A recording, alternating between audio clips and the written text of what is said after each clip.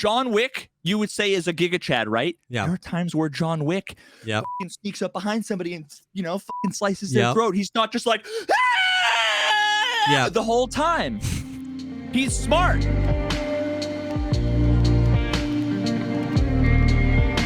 What's up, everyone? Welcome to the podcast, a show dedicated to talking about all the Pogcast things in life, like music, content creation, and video games. I'm one of your co-hosts, JesseKazam. And I am a hipster, the ultimate hipster. The original hipster? Yeah, because I said Starfield was bad before it was cool. I keep seeing more stuff about how bad it is, and it's so funny, dude. I mean, there's literally like no one is putting out content that is saying anything good about the game anymore. Yeah, it's crazy. Did you watch? I mean, of course you knew, but did you watch like the video that I sent you? And it was of course you knew all those things, but it was like it struck me because it was.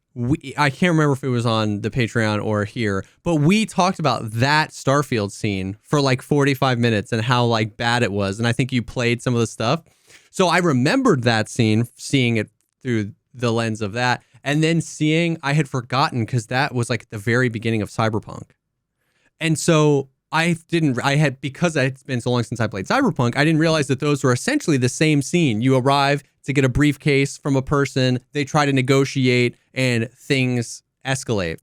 And like, it was crazy and I like how the guy that made the YouTube video was doing it, and he put up there, he was like, this is footage from the original release in 2021 or whatever, and everybody hated this game on release. And then it was like the Starfield one, and it was like, loved by all. Dude, it was so brutal. It was so brutal. Yeah, so now it's just like... It's so funny, man. I've even seen videos. I've seen videos from people who made videos. Like, this YouTuber made a video that was like, Starfield is like such a refreshing breath of fresh air. It's like an amazing video, amazing game. And now why Starfield is continuing to disappoint me or whatever. And it's like, dude, it's so funny. Yeah, and I was the guy jumping on the bandwagon. Yeah. It's crazy. It's crazy to see games like, you see games that people want to be bad, but are good. So they react as if it's bad, even though it's good. You see games where everybody wants it to be good, but it's just bad enough to start a hate bandwagon. That's what Cyberpunk was. Like, we've talked a lot in the past few weeks about how, by and large, it nailed the like RPG. It was like your choices mattered. You had opportunities. You do this stuff, but it was buggy enough that everyone turned. But everybody wanted that game to be good, but everybody turned on it. And then you have games that people want to be good, that people do enjoy, and games people want to be good that they. It's like you have each version, of the square, and it's funny to see Starfield be like slowly fade into people kind of understanding that it's not. Dude, the game of our generation, as some people were calling it. Yeah, the sky is actually basketball. Like, the sky is basketball. Mark my words, like 2 months from now, Diablo is going to be good again. It's going to be cool. Everybody's going to like it. Starfield is going to be the new game to meme on. Cyberpunk is going to be incredible. Nobody's going to talk about Red Dead Redemption. And because it's 1 million years old. But yeah, there isn't a ton. I might as well just get this out of the way now because I brought it up. But there's a little bit of news with Diablo. They just announced the season. What like all the I don't know if they're the patch notes. They had like another one of those fireside chats, and it was like overwhelmingly well received. They just a ton of W's. You remember when I don't know if you saw this on Twitter. Yes. Do you remember when on this July 23rd? This is one of the greatest things ever, dude. Yeah. On July 23rd, I tweeted, I have a ton of design ideas for a specific kind of quote unquote target dummy feature for Diablo 4.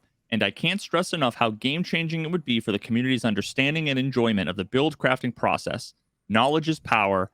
Is there a chance? And I tagged Joseph Papiora. I don't know how to pronounce his name. He's the associate game director for Diablo 4. So I tagged him.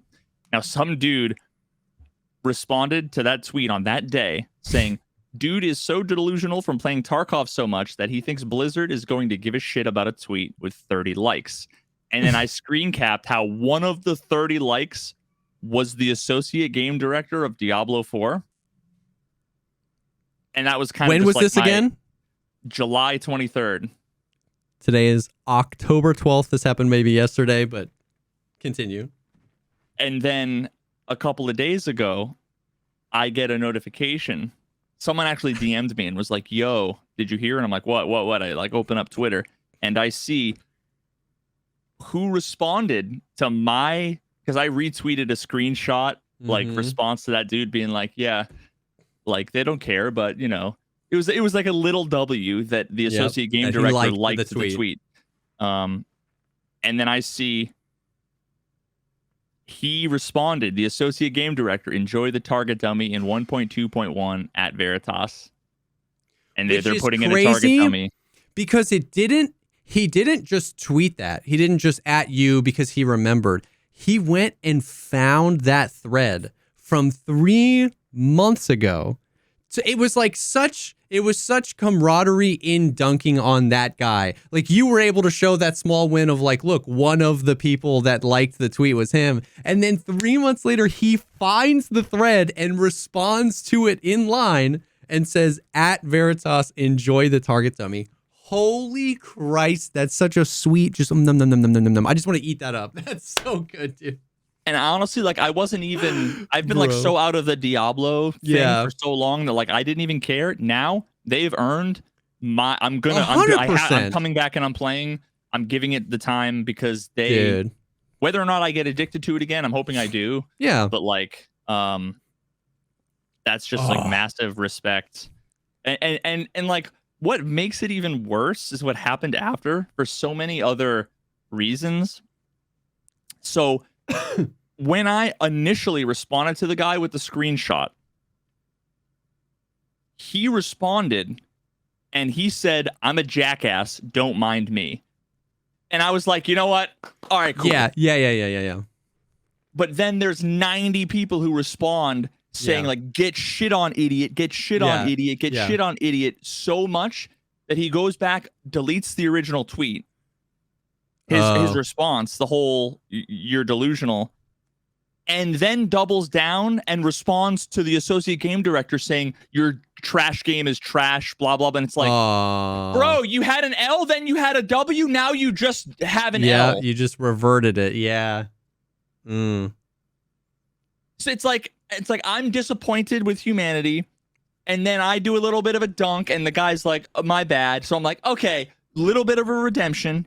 He probably got a little bit of a reality call every now and then. We all need one of those little reality checks. And in my opinion, we all need them every now and then. When you realize it and you go, fuck, if you own up to it, move on. Everybody should forget about it forever, right? But then the mob jumps on, which makes me feel even worse because now I want to defend the guy. Yeah. And then it's just like, it was an emotional roller coaster. Yeah. What a chronically like internet situation this is.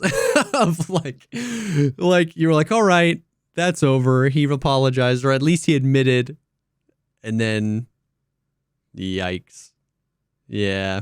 I mean, listen, that is just like, you don't have to be a jackass.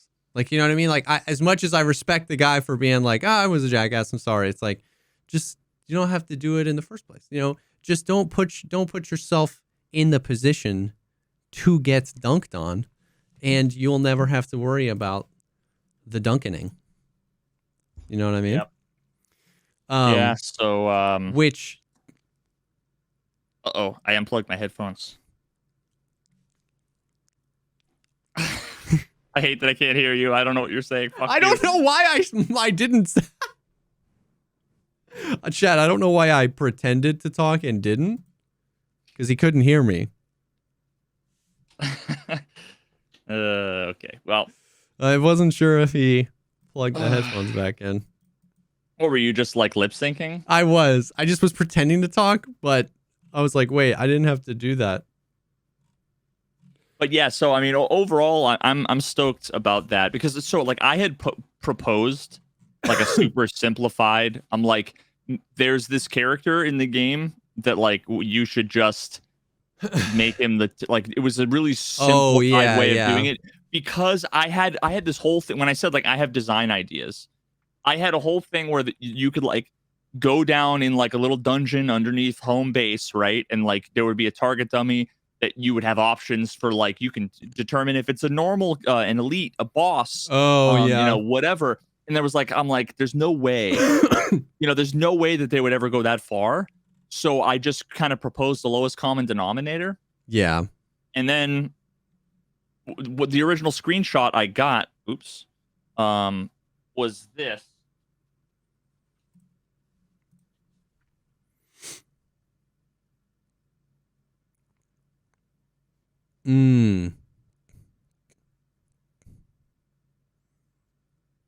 Is that just from the website? It's just a screen cap from my Twitter that I took from my DMs, but it's like I don't know anything else. I honestly didn't even watch most of the fireside chat, and I don't know the patch notes.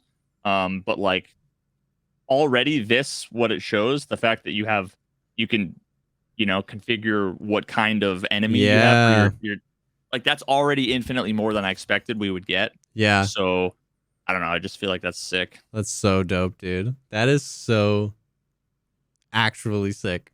It's cool that it's not just in a vacuum too, that it's not just like they did this really cool thing, but nothing else.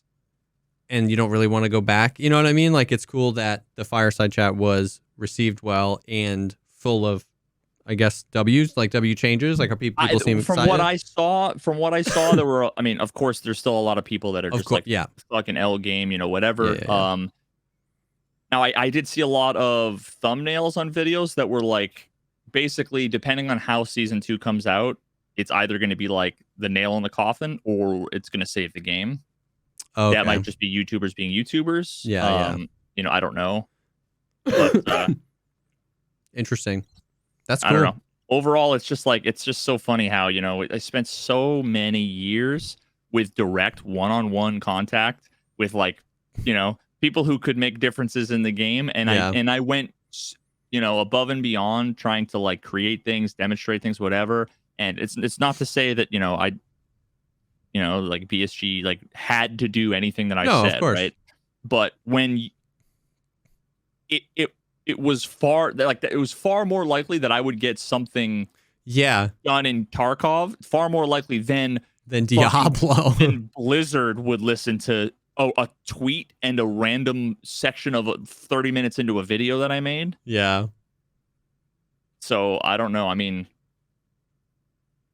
there's also, you know, I mean, to be realistic, there's also the chance that they had this on their roadmap that it was just like, you know, but I mean, just the fact that like his response 100% was just a like mega respect for paying attention. And this is kind of like, I feel even quadruply vindicated because what I've been saying from the beginning is whether you like the game or not, you want to argue the game's bad, whatever. I think that the developers have done nothing but demonstrate that they're listening. How many times did I say that? That they're listening and that they're paying attention to these things. And I think they're making good choices. Yeah. And I was the fucking only one saying that. Everybody else was shitting on them for being incompetent, whatever. Yeah, it was like the opposite of the criticism of Starfield. It's like you were aware of the criticisms of Diablo and maybe even agreed with some, but you were like, what offended you, and correct me if I'm wrong, what offended you the most about Starfield was like, it felt like nobody cared, like about the story or about the dialogue or about this. And it was the flip side on Diablo. You're like, okay, maybe this is unbalanced. Maybe this is overpowered. Maybe this needs to be changed. But every time the developers open their mouth, it's showing me that they care. They're listening. They're trying. Then maybe they're not going to get everything right the first time. It's like a complete flip of the script. There might be things that I can agree need criticism, But at least the most important thing, which is do the developers even care and want to listen? At least I feel like that's a check mark. So hopefully it'll trickle down. Yeah, and all you hear from, and it was like all of the people dunking on Blizzard for they had to do another emergency "we're sorry" stream. Oh, yeah. Like, the fact that it gets spun that way. Yeah. Where it was like, and Todd Howard goes on and says the game, they're happy with the launch, nothing's wrong with it, and if anybody's having problems, then they need to buy a new PC, right? Like, and that doesn't get roasted. Yeah. 5% as much as the developers for Diablo saying, hey, we've learned a lot. There's balancing we need to do. Yeah. And we have a bunch of really good ideas. Here's what we're going to do. We're listening and we care. And that gets dunked on. It's like, no wonder that we don't, like, this is why we can't have nice things. Yeah. Like, as a developer, it's kind of similar to content creation where it's like, I want to be excited about the work I do. And when I put it out there and there's so much negativity, it just removes so much of the enjoyment and excitement that now it's like, I'm just going to fucking phone it in now. Because no matter what I do, unless I am perfect, flawless, and also seen as the hero, and also, you know what I mean? Like, I don't know. It's so weird. Like, everything either has to be, it was a W from the beginning, it was an L from the beginning, or it's a comeback story. There's never like, it's an 8 out of 10. It's a 2 out of 10 or a 10 out of 10. And you have to die on that hill. Yep. Speaking of dying on that hill, it was a terrible transition. Oh, God. Bro, I have to share with you the most incredible thing I've heard in a long time, and I thought it was fake. What? I don't know. And I'm amazed that apparently, like, people... I don't know. I think that this whole thing came up like 4 months ago. At least this is when I saw the Reddit post. One of my Discord homies sent me a screenshot. I read it and I thought it was fake. And then I found out it's very real. What? It's a screenshot that has, it's a killer's search history after murdering his parents. Did you hear about this? I'm surprised. This is it'll make sense in a moment why. I'm surprised we didn't hear about it. Let me read to you the like 7 line items. This was like, I think the day of like when the dude killed his parents.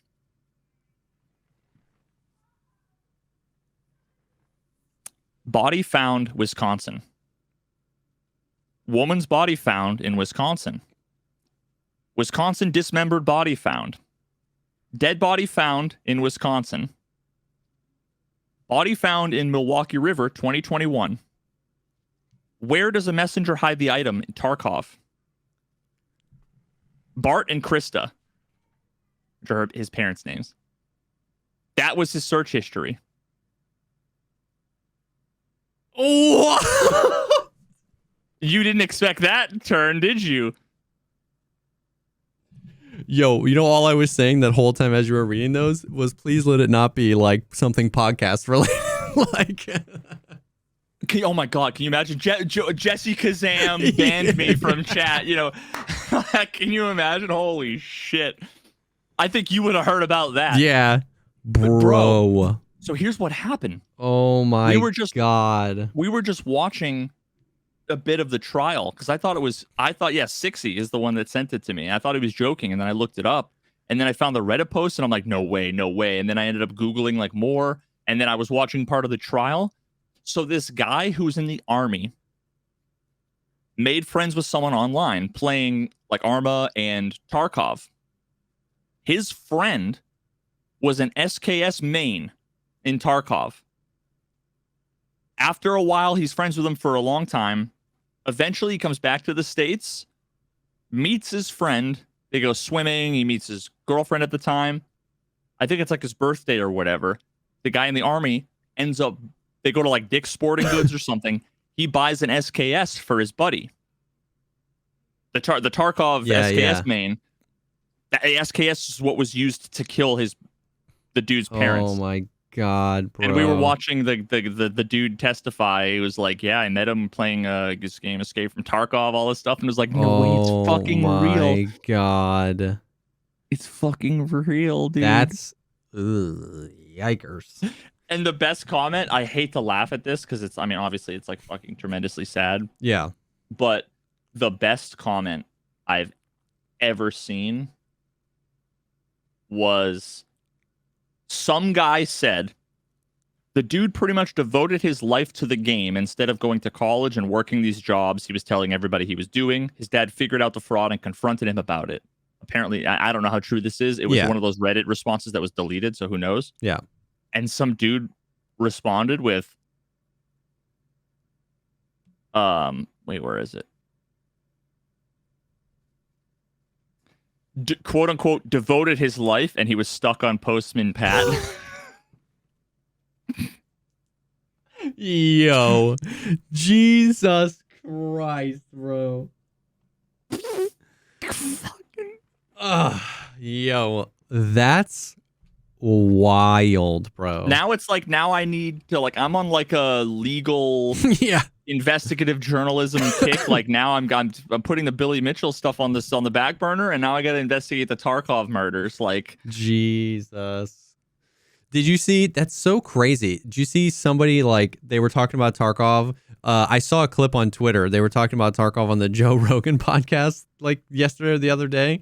They ended up talking about gaming, and then the guy he was interviewing, who's super famous, but I don't know anybody. I mean, you said Joe Rogan? Yeah, but I don't know who he was interviewing. But the guy who he was interviewing was like, they were talking about gaming, and he was like, the guy was like, bro, I think Airwing posted it, if Airwing on Twitter. He was like, oh man, it's crazy, man. This game Escape from Tarkov. He was like, it's so bad for my family. I just play all day, every day. I just play this game. The guy said that, or Joe Rogan? The other guy. I just see a clip. Joe Rogan plays Escape from Tarkov, January 2022. Oh, I'm sure he's played it before, but the other guy was bringing it up on the. Oh, I found it. Let's see who's the guy. Let's see if I recognize the face of the guy. Yeah, I don't know who anybody is. I don't recognize the face. Konstantin Kizin? I don't know who the fuck this person is. Yeah. But it's just funny. Tarkov is bleeding into everything. Now of all days. Yeah, it started with Linus Tech Tips, and now it's gotten to Joe Rogan and Reddit murder mysteries. We're gonna see like Joe Biden found playing Tarkov 100% on his Android phone while deposed. Trump v. Biden 1v1 in arena. Oh my God. Oh man. Well, that's insane. Speaking of Escape from Tarkov,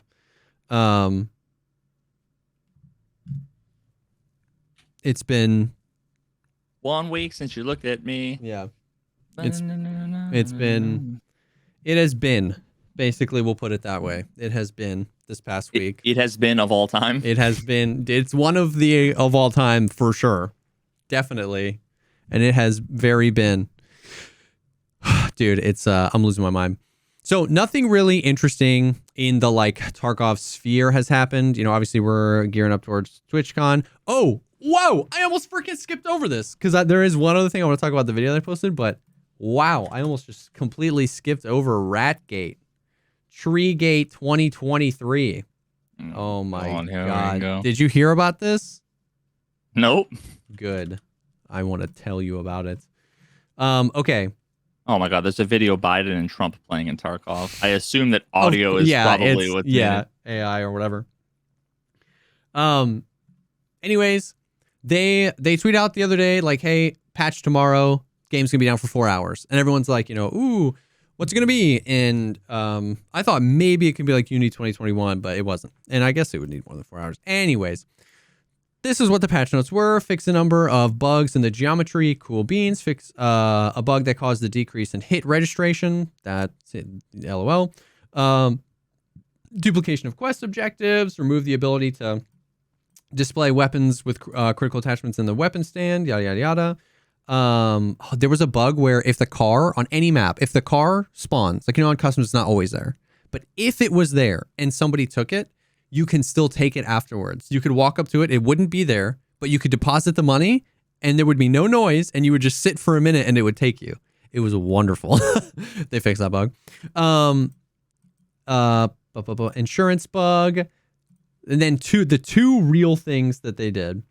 Added an experimental option, Streets of Tarkov lower texture resolution mode. Just for Streets? Just for Streets. Has been added to the graphic settings to reduce the RAM consumption on Streets of Tarkov. The setting is recommended for use on PCs with less than 32 gigs of RAM. I have 32 gigs RAM. I turned it on, turned it off. What I can say is I didn't notice any difference visually. It wasn't like N64 graphics all of a sudden. I couldn't tell a difference. I'm sure if I really looked, but I was like, just in general, I couldn't tell a difference. It didn't really help me at all, but I have 32 gigs of RAM and a 4090, right? Like my VRAM usage isn't 100%. I've heard everything from it doesn't really help a whole lot to I got 15 to 20 more frames to it didn't give me many more frames, but the frames are much more consistent, like much less frame drops, much less disconnects. I get into Streets faster. So you get in faster and there's less disconnects? I don't know how related those things are. I'm saying that this is what people are saying. The bump, the rash you have went away. Yeah. All of a sudden, dude. So overall a W and nothing was broken, right? So try it. If it helps, use it. It didn't break anything. I'll call that a W.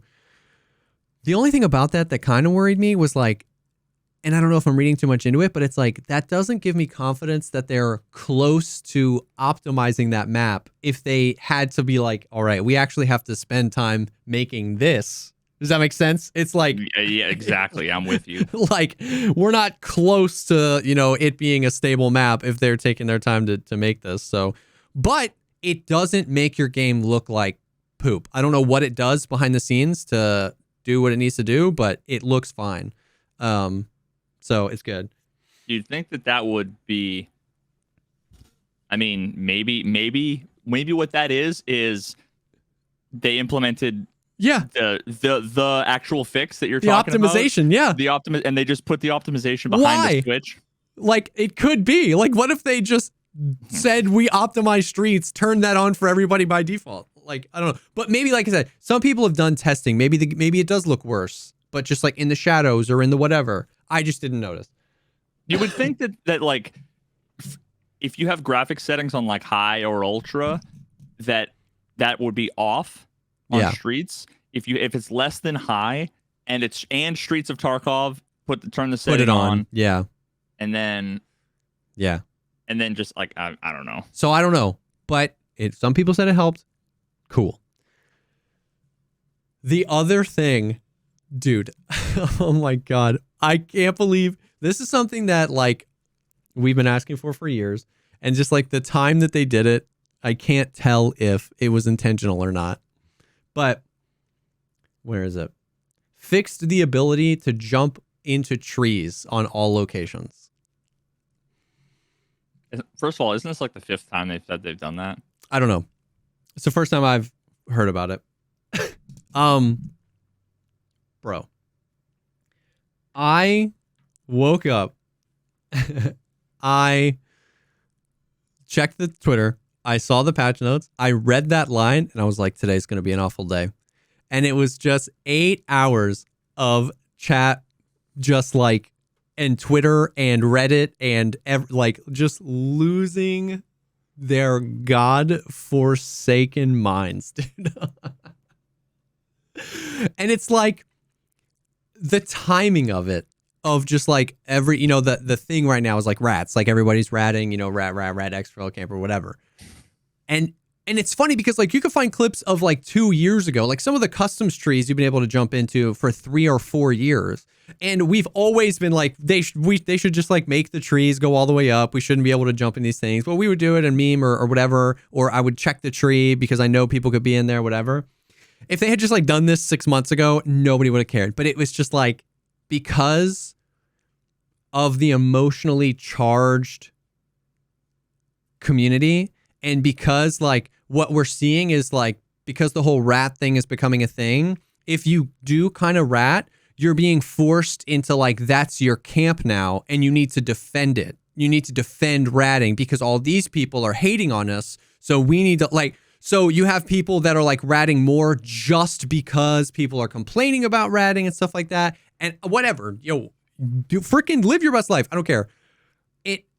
But like just the time they did it, dude, and the amount, dude, we've talked before. Like, I know that it's like, a lot of my opinions are, I guess, controversial. And we've talked before about like, we talked a lot last week, kind of indirectly about ratting when we were talking about the found and rate and we were talking about squishing things. Like, I don't think you should be able to have all access to these guns, whatever, but I also don't think the Chad should, whatever. And so it's like, they've added the SVT and the Vepr Hunter and all these guns that are like really low level traders, bushes. There are bushes everywhere on every single map. People exfil camp. There are places to exfil camp on every single map everywhere, dude. Like Stank Rat. If he's got 100 rat spots, I'm guessing 20 of them are trees. Like most of his rat spots are like a bush or in a window or above an extract or whatever. The amount of people that were like, I can't believe they're single-handedly attempting to destroy an entire play style and not letting people play the way they want to play. What, just because they made it so you can't jump in trees? Yeah. They're single-handedly forcing everybody to play that way because this is the third audio engine that sucks wiener. The netcode sucks, everything. Like, I've been, like, constantly malding about how, like, the game pushes everybody to rat because of the mechanics of the game. And the amount of people that were like, they're literally destroying an entire portion of the player base's like desire to play. No, I mean what they're doing is they're effectively fixing an exploit. Is what they're doing. And I don't even care. It was never intentional. Yeah. And then dude, and then it spirals. And like the realism, dude. I literally wanted to throw up onto my keyboard hearing people be like, "Well, dude, it's not realistic. You wouldn't climb into a tree in a war zone." And then people be like, "Oh, realistic? Bro, give me a backpack with 40 kilos and I can totally climb a tree, dude." It's like, but just because you can doesn't mean you would. Well, if it's realistic, I should be... These conversations, and I'm like... Bro, I spent 6 months in the fucking Korangal Valley, dude, and all we did was fucking sit in trees, bro. You don't even fucking know. I'm like... Come at me. I literally at one point was like, if you are on either side of the realism debate on this, shut up. Like, it's not about that. The thing that it made me... What's realistic is whether or not BSG is capable of fixing an unintentional mechanic or not. Yeah, and you know what's crazy? About realism in that context. And you know what's crazy? They aren't. Half of the trees you can still jump into. Like literally in an hour, they were like, "All right, all these trees you can't jump in, but all these trees you still can." Dude, the thing that came to my mind that I was saying was like, do you remember back in the day when like a bunch of people used to ask Nikita all the time, will we ever be able to cook grenades? That was like people just really wanted to be able to cook nades. I mean, it's a thing in video games. I understand why people would ask. In a lot of shooter games, you can cook nades. And his answer was no, I don't want that in the game. Nobody would really ever do that realistically. And I was like, chat, sometimes it's just Nikita or BSG going, I don't want that in the game. I was like, Nobody's arguing that it's realistic, that if you, in real life, if you wanted to pull the pin of a nade, let go of the spoon, and hold on to it for a few extra seconds, nobody's arguing you couldn't realistically do that. It's just he doesn't want it in the game. Maybe I do want it in the game. Maybe I think it'd be fun to cook nades, cook an M67 or whatever, but he doesn't want it in the game, so it's not in the game. So maybe... But maybe it's not a crusade against rats. Maybe he's just like, I don't want people jumping in trees. Like, maybe it's that simple. Yeah. You know, like, I don't know. I only want to mention, because in that specific case, it did sound like Nikita's... I think he just didn't want it in the game. They probably didn't want to implement it, probably laziness. Yeah. Although if he did, I remember him saying you wouldn't do that in real life. So like... But that's the thing. What I'm saying is that it sounds like Nikita's is kind of making the realism argument. But I agree with you. He was, but that's why the realism argument implodes on itself. Because realistically, you wouldn't do it, but realistically, you could. So at the end of the day, someone is God in this scenario and makes the choice. And what I'm saying is that's just Nikita. That's a very good point. What I'm saying is that realistically, you wouldn't climb into a tree in a playground on Streets of Tarkov. It was one of the most common ones. Realistically, you wouldn't, but realistically, you could. And somebody has to make that decision on whether they want that in the game or not, because it's their game. So that's all I'm saying is that, like, at the end of the day, it doesn't. It might have been a coordinated attack on all fronts against the rats. I'm not saying there's no way, but I'm saying the explosion that came out of, like, Nikita doesn't want people in trees. It was just crazy, dude. It was crazy. Do you wanna know where my ADD brain just the circle I just went in all the way? You're sitting here going like, you know, you might not, but you could. And then I'm thinking like, what are some of the most absurd things you could do? And then I thought of Everything Everywhere All at Once. And then I thought of shoving things up your ass. And then I was like, oh wait, that's just Tarkov. And I went went full circle into that's all Tarkov is. It's just like, oh, I'm gonna, like, you know, break the fourth wall of the universe and just randomly shove things up my ass, because why not? Oh my God. That's so funny. Like, if you haven't seen the movie, then you won't get how great that is. But that's such a hilarious, because I thought the same thing. I literally, as you were explaining it, I thought it. You were like, oh, what if we just shove stuff up our butts? And then I was like, oh, wouldn't that be funny if you just could shove something up your butt in Tarkov? And then you were like, wait. And I was like, wait, we do that. Wow. I want to cook a grenade and shove it up there. And because from what I just witnessed playing Red Dead Redemption, by hog tying a man and putting him on train tracks and then waiting for a train to come, I imagined that the animation would be probably similar, which is turning 90% of a man into liquid and the other 10% into chunks. I would imagine that's what it would look like. And you know what? I kind of want to see that. I kind of want to see that in Tarkov. And those are the invasive thoughts coming. Dude, so it was like, I get that if you liked climbing in trees and sitting and waiting, that's a frustrating change, right? You can't do that anymore. You can't do that in some of these places. I'm not even saying that you're wrong, right? If they took the P90 out of the game, I like the P90. I'd be super pissed. If you didn't use the P90, you probably wouldn't care, and you'd probably get mad at me for caring if I tweeted about it or whatever. But it's like, it was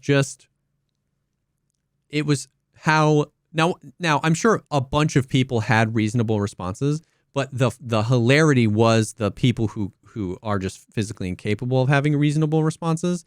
And what was frying my brain was that I've been on this kick of talking about how I feel like everything in the game promotes ratting and pushes people towards ratting. You know what I mean? Yep. And so to hear they're getting rid of it. Like, there's no way to rat now. You know what I mean? Just like and here's the thing. My brain was an over easy egg. A million quote unquote rats in Tarkov. And I'd never experienced, now granted I haven't played in 5 months or whatever, right? But I never got killed from someone in a tree as far as I know. Dude. And yet there were still rats. Therefore, your logic is flawed that ratting is dead. Yeah, exactly. I mean, literally, like, Stank Rat tweeted like something hilarious. He was like, you guys think, because so many people were tagging him, dude. So many people were tagging him. And he was like, if you guys don't think I have an Excel spreadsheet with all the places that I rat and only a small fraction of them are trees, then you're out of your mind. And I was like, dude, the King Rat was like, it's not that big of a deal, guys. And I was like, thank you. It was crazy, dude. And I agree. If I call 500 people rats in Tarkov, maybe one time or 2 times I die to a guy in a tree. Like, it's happened, but it's not that common. But so many of the, like, super viral clips of people ratting are from in trees, and so I feel like people just think it's, I don't know, dude, freaking hilarious. How long did it take for the train to come? About a minute. So he's like,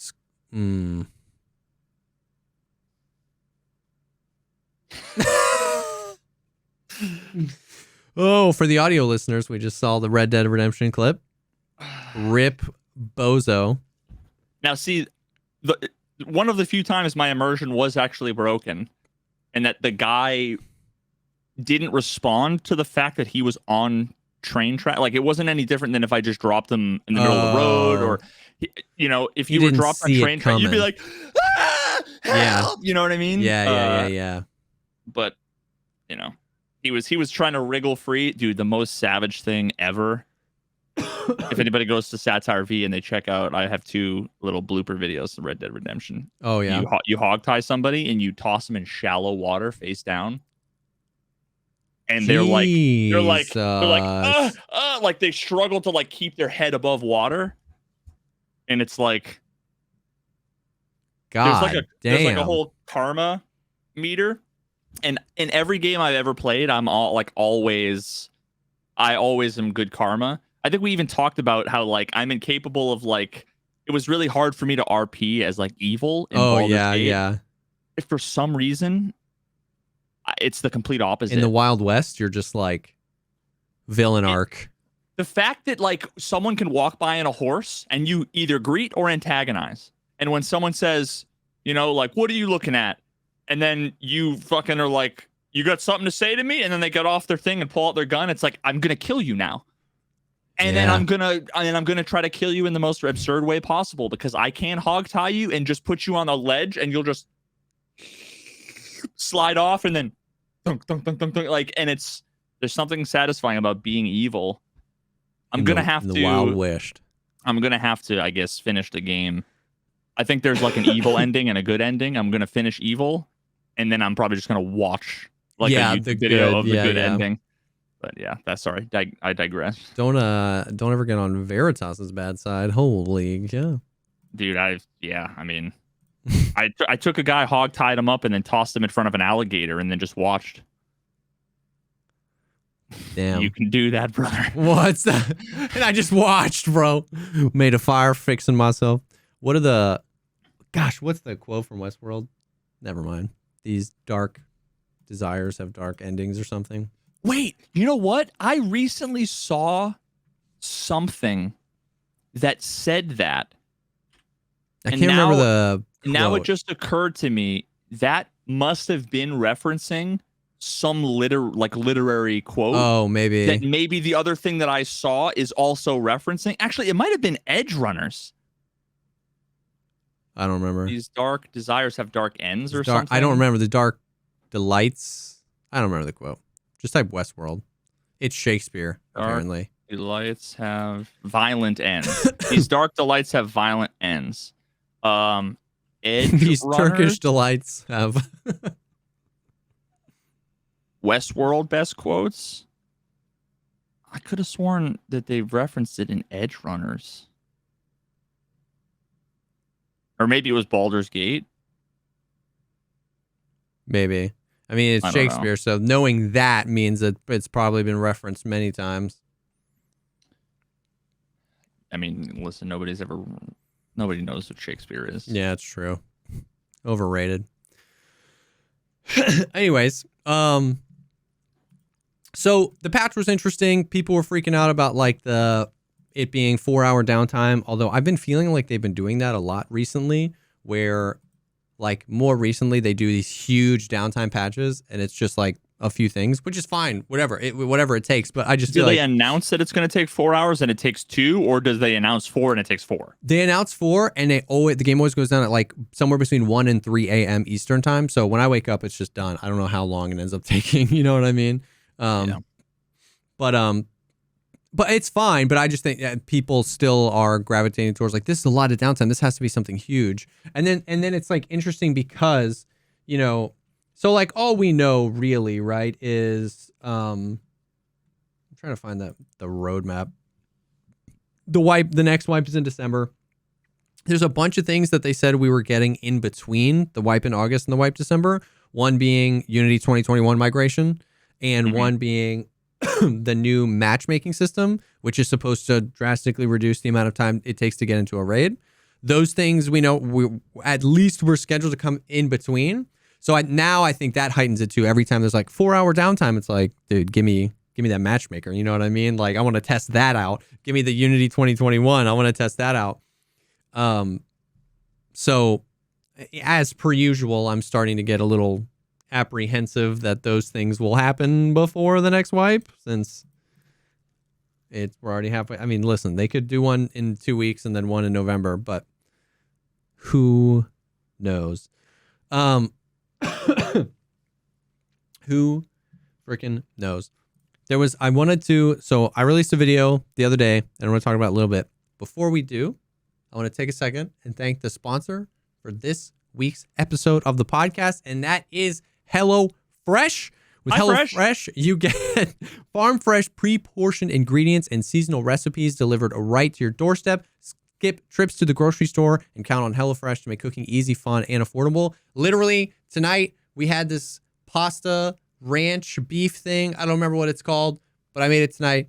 It was delicious, super fun. I literally feel like my chops on cooking are so much more. We bought a nice pan. It's like literally having something telling me what to cook and like sending me the food I need to cook it makes me have so much more fun cooking, which makes me get into it as a thing, right? It's like a hyperfix. I love getting into things. I love like coffee. I got into coffee. I need a nice grinder and nice beans and this, that, and the other. And like the more I cook and the more I cook like dishes that seem out of my league, the more I'm like, oh, well, let's get a fancy pan. You know what I mean? So it's been cool to see that happen. I like super enjoy cooking now.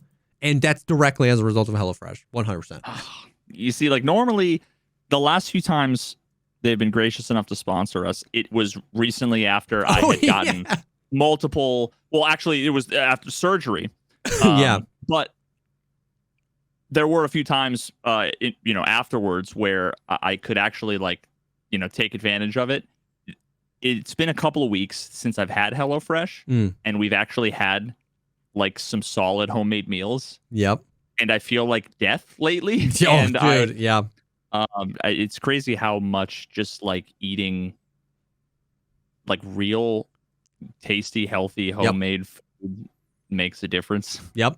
And like, quality of life. Yeah, it's just so convenient with like having a card. You have everything you need. It tells you what to do step by step. It's just like, yeah, it's the perfect amount of like challenging me and like getting better cooking, but also like it's done all the hard work for me, all the work that I don't want to do.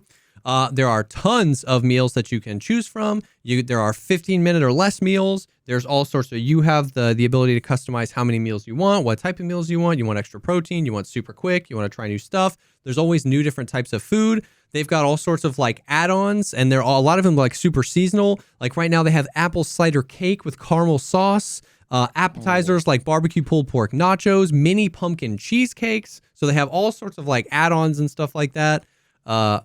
Yeah, bruv. So, yeah, HelloFresh is great. I've used them for so long. We've been sponsored by them for a while. I will absolutely advocate for them because it helped us getting away from eating out super frequently, which recently has become unbelievably expensive. And like you said, feeling better because I'm cooking foods with more complete. We got protein, we got carbs, we got veggies. You know what I mean? Like I'm eating asparagus and Brussels sprouts and stuff that I'm not normally eating. If whatever's in a hot pocket is what I'm normally eating without this stuff. So, so you don't want to know. You don't want to know.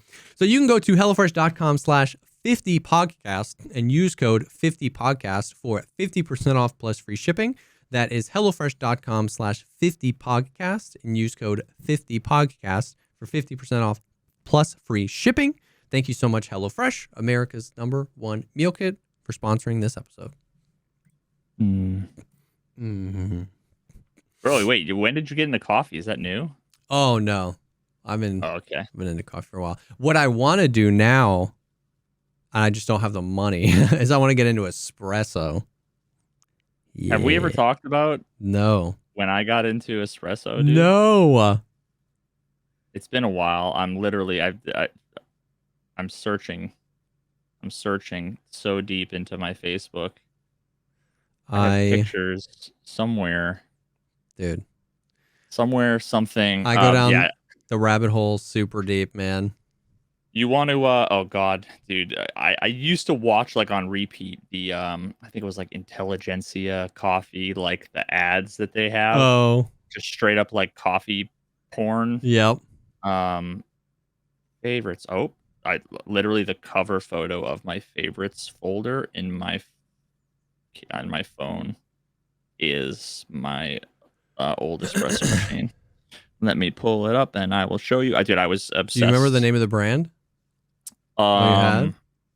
It was a Quick Mill Alexia. Okay, I think I've heard of that. Yeah. I want to say I'm really trying to find it, and my brain. Yeah, what the fuck, dude? It's the cover. Oh, all right, I found it. Now you know what I've been doing lately? I send photos to Midjourney because it's just like it's just like a DM between you and yourself. Yeah. The bot isn't going to judge me, although it would probably be like genius if they were like monitoring that. Here, let me. That's actually super funny. Here we go. Yes, I've seen that. Yes, dude. Oh, I was right. It is the Alexia. I want it. Had the PID on it. Mm-hmm. Had some nice like little. I think these were like custom little wood accents. Oh my god, dude. I missed this thing.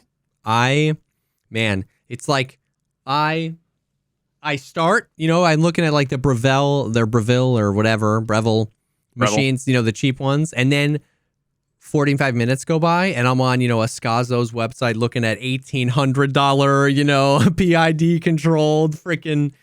Oh man, I want one so bad. It's just like I want to get into it. I want to that was the one that was like the baseline for like prosumer coffee stuff. Now, granted, the grinder that I had was like a $350 grinder. Yep. But yeah, I ended up just like not using it as much. Yeah. And that's what I'm worried about. I used it like every fucking day for like a year. Yeah. Yeah, I mean the downside is that like it was like as close as I could get to doing like chemistry experiments. Yes. It's like it's all about the tamping and the grind and the temperature and does and I am totally like roll my eyes when people like the wine connoisseurs and whatever and what. Yeah. Oh, it's hints of nougat and fucking get out of here. And then when I got into coffee, when you have good coffee, and I'm gonna sound like the. I hate the way I sound right now. You can't talk about it without sounding that way. But it's just true. Where if you have good coffee, you can drink a black coffee, and it's like I literally was like, there were fucking hints of orange in there, and like, and I'm like, oh god, I'm like cringing when I'm like, I shouldn't be tasting anything other than black dirt water, right? That's what coffee is. No, it was like a good tea that had like all these flavors. Yep, dude, and like I have a really shitty palate because I basically live on, like I alternate between HelloFresh and fucking pizza rolls basically for the last few years, and then before that it was just pizza rolls with the occasional like French bread pizza. And then Domino's, and then chicken nuggets. The perfect. So diet. like my palate's all fucking blown out, and if it doesn't have like a tablespoon of sugar, I'm not whatever. Yeah. But you could like change a few degrees on the temperature, grind a little bit different, a little bit coarser, have a couple of sips, and be like, this was better than that. Like whether or not I could come up with any like, oh, the acidity, I don't know, whatever. But it was like this. But you like it better. This tastes. The problem is that you do that once or twice, and then my fucking like just drinking straight espresso. I can have 19 Red Bulls and it doesn't do anything. If I drink straight espresso, I'm like fucking, I'll die. Yeah. So you end up like taking a sip and then just pouring it out, and you just spend so much time wasting it. Yeah. If you want to get good with it. Yeah. Yep. But I love it. I love tinkering. And I love like rituals. You know what I mean? Like I love making my coffee in the morning, my pour over coffee. You know what I mean? I weigh it out and I, do this many grams of water. It needs to be at this temperature. And I love it. And I've gotten into a system where I don't really tinker anymore. I do it. I make my coffee and I love it. So. Bro, oh my God, this video is 13 years old. This is the most hipster shit you've ever seen. Oh yeah. I've seen a bunch of this stuff, dude. Espresso. I've seen this with like pour overs, like the best cup of coffee, all the like barista championships and stuff. This reminds me of, this is something that inspired something that I don't know if I put in. I put in different videos I did actually before I was a content creator, like the indoor skydiving stuff I did way back in the day, and the whole idea of like everything's black and white except for one color. Oh yeah, I got yeah. from this exact video. That's It so just funny. now occurred to me because, you know, it shows a guy making espresso and everything's black and white except the coffee is like Except just this the deep, coffee. rich brown. Yep. And he's just, the guy's just like fucking nerding out. I love it. But dude, just seeing like, there's nothing more satisfying than seeing the espresso come out of the portafilter. Oh my god, look at it. Look at it. Oh, it looks like chocolate. Like, oh my god. Chocolate rain. Oh my god, I forgot about that. Chocolate rain. Yes. Moves away from the microphone to breathe. So one day I want to get into espresso. I want to do it. Check out Quick Mill, dude. Not sponsored, but it was like the baseline that I was able to find for something that like you'll never say I could do better if I had better shit. Yeah. You won't say that with that machine. It's the bottom of that realm. So it's just like perfect. Yeah, that's almost always exactly where I'm searching for when I get things as well. I want it close to the prosumer, but I don't want to go crazy with the money, but I don't want to feel like I'm limited by what I have, you know?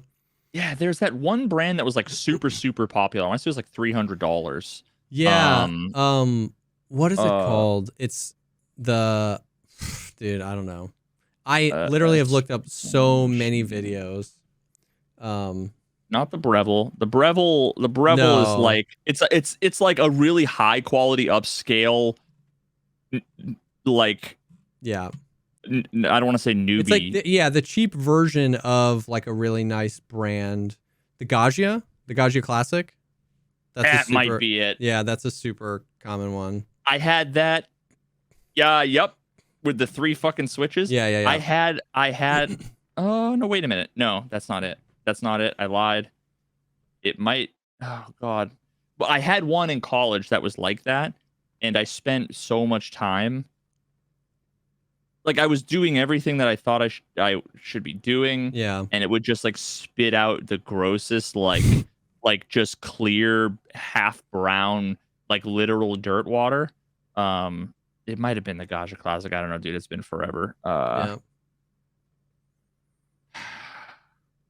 Oh, Rancilio Silva is the other. The Sylvia. Yeah. Rancilio Silvia. Yep, that's another one. Yeah, it was it. Wow, what the fuck? $835. I got mine used. Yeah. Like I said, I was back in college. It didn't look exactly like this, but yeah, and it was like one of those things where the like quality of it,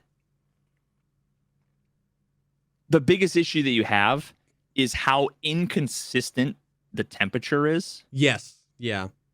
So like there would be times where I would like I would get like, wow, this was actually good. Holy shit. It didn't come out like dishwater. It came out like a little bit thicker. I'm like, oh god, it like that was actually good. And then never again could I reproduce it in 100 things because the temperature is just all over the place. Whereas, which is why I needed to get a machine with a PID. Yeah. Because a PID stands for pressure something. I thought I could Google it. Never mind. Not proportional integral derivative. Wow, I don't remember that. Anyway, what it does is it basically like it's a computer that maintains a much more accurate and consistent temperature. And temperature is everything. It's everything for coffee.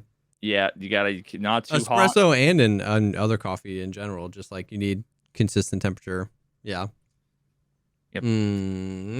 I love coffee, dude. So I can't wait till winter, like fall and winter. I get happy because it's like I get into hot coffee mode.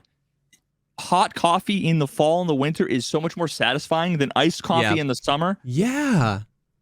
Yes. I love iced coffee in the summer, but yeah, I love iced coffee in the summer. I love cold brew coffee, but hot coffee, I'm hot coffee year round. I'll turn my freaking my mini split down to 68 so I can drink hot coffee in my office. Like I want hot coffee all the time.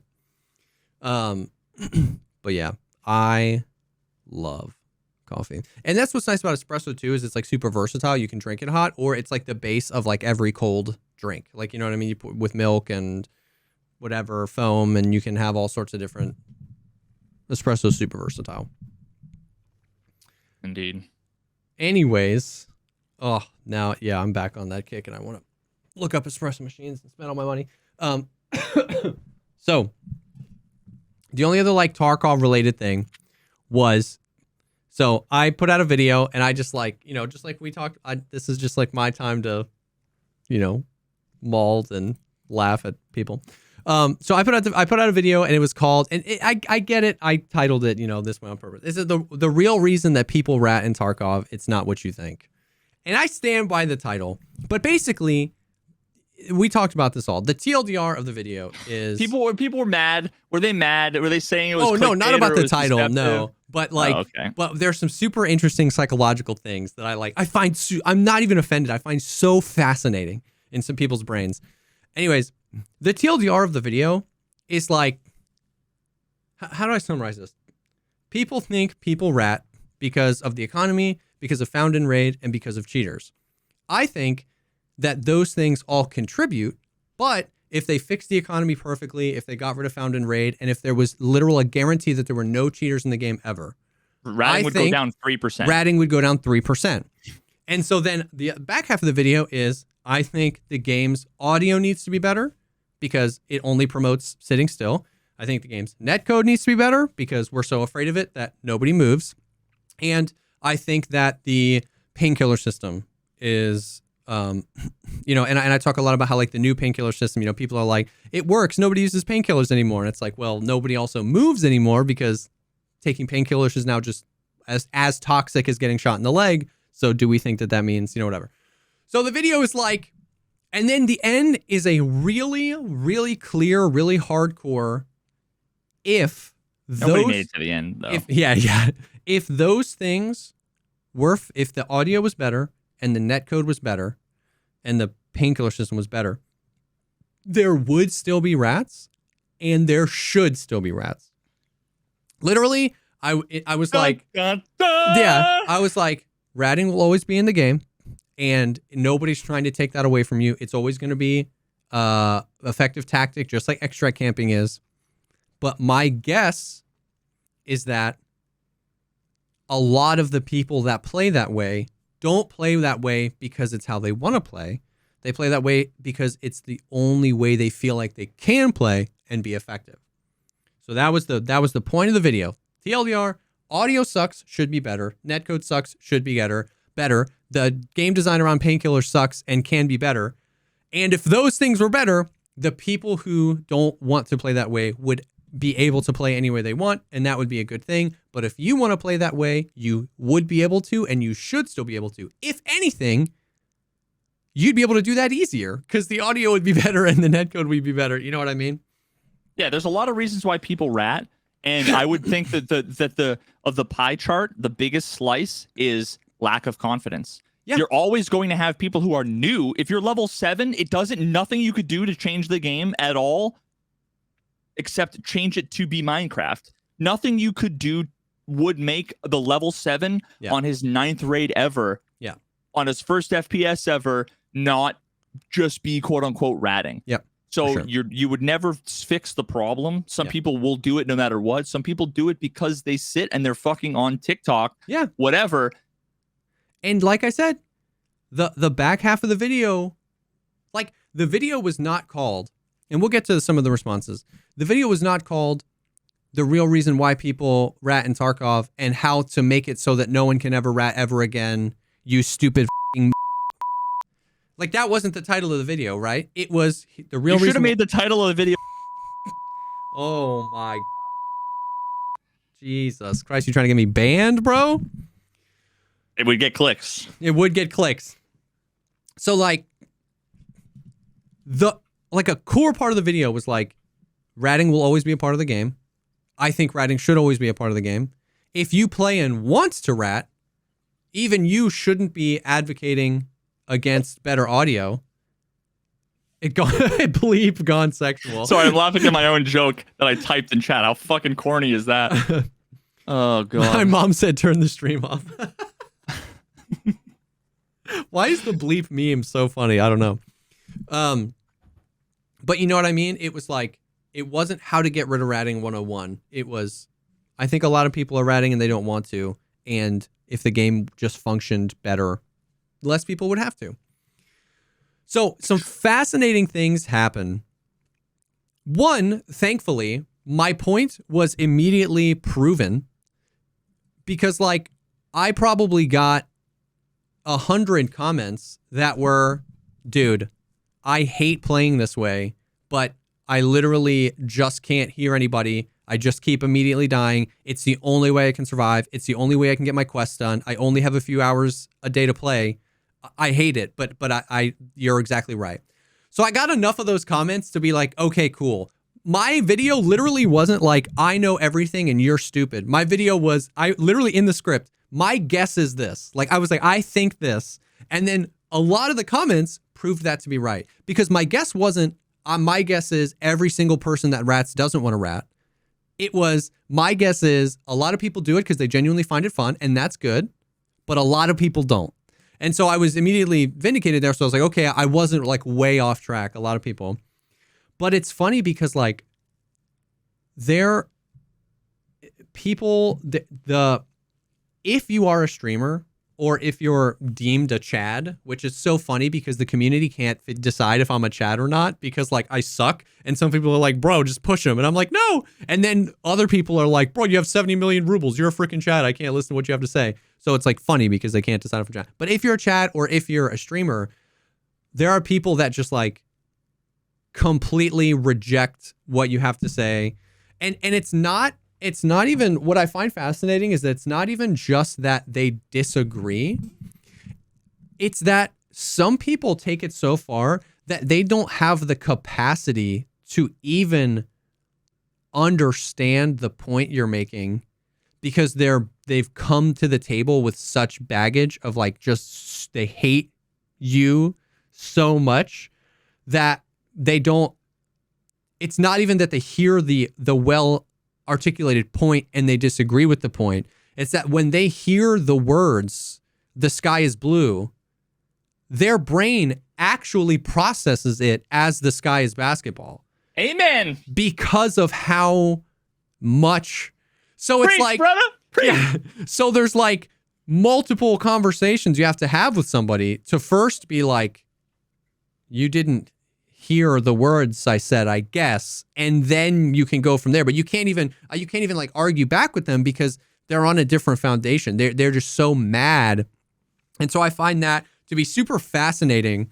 So I had 3.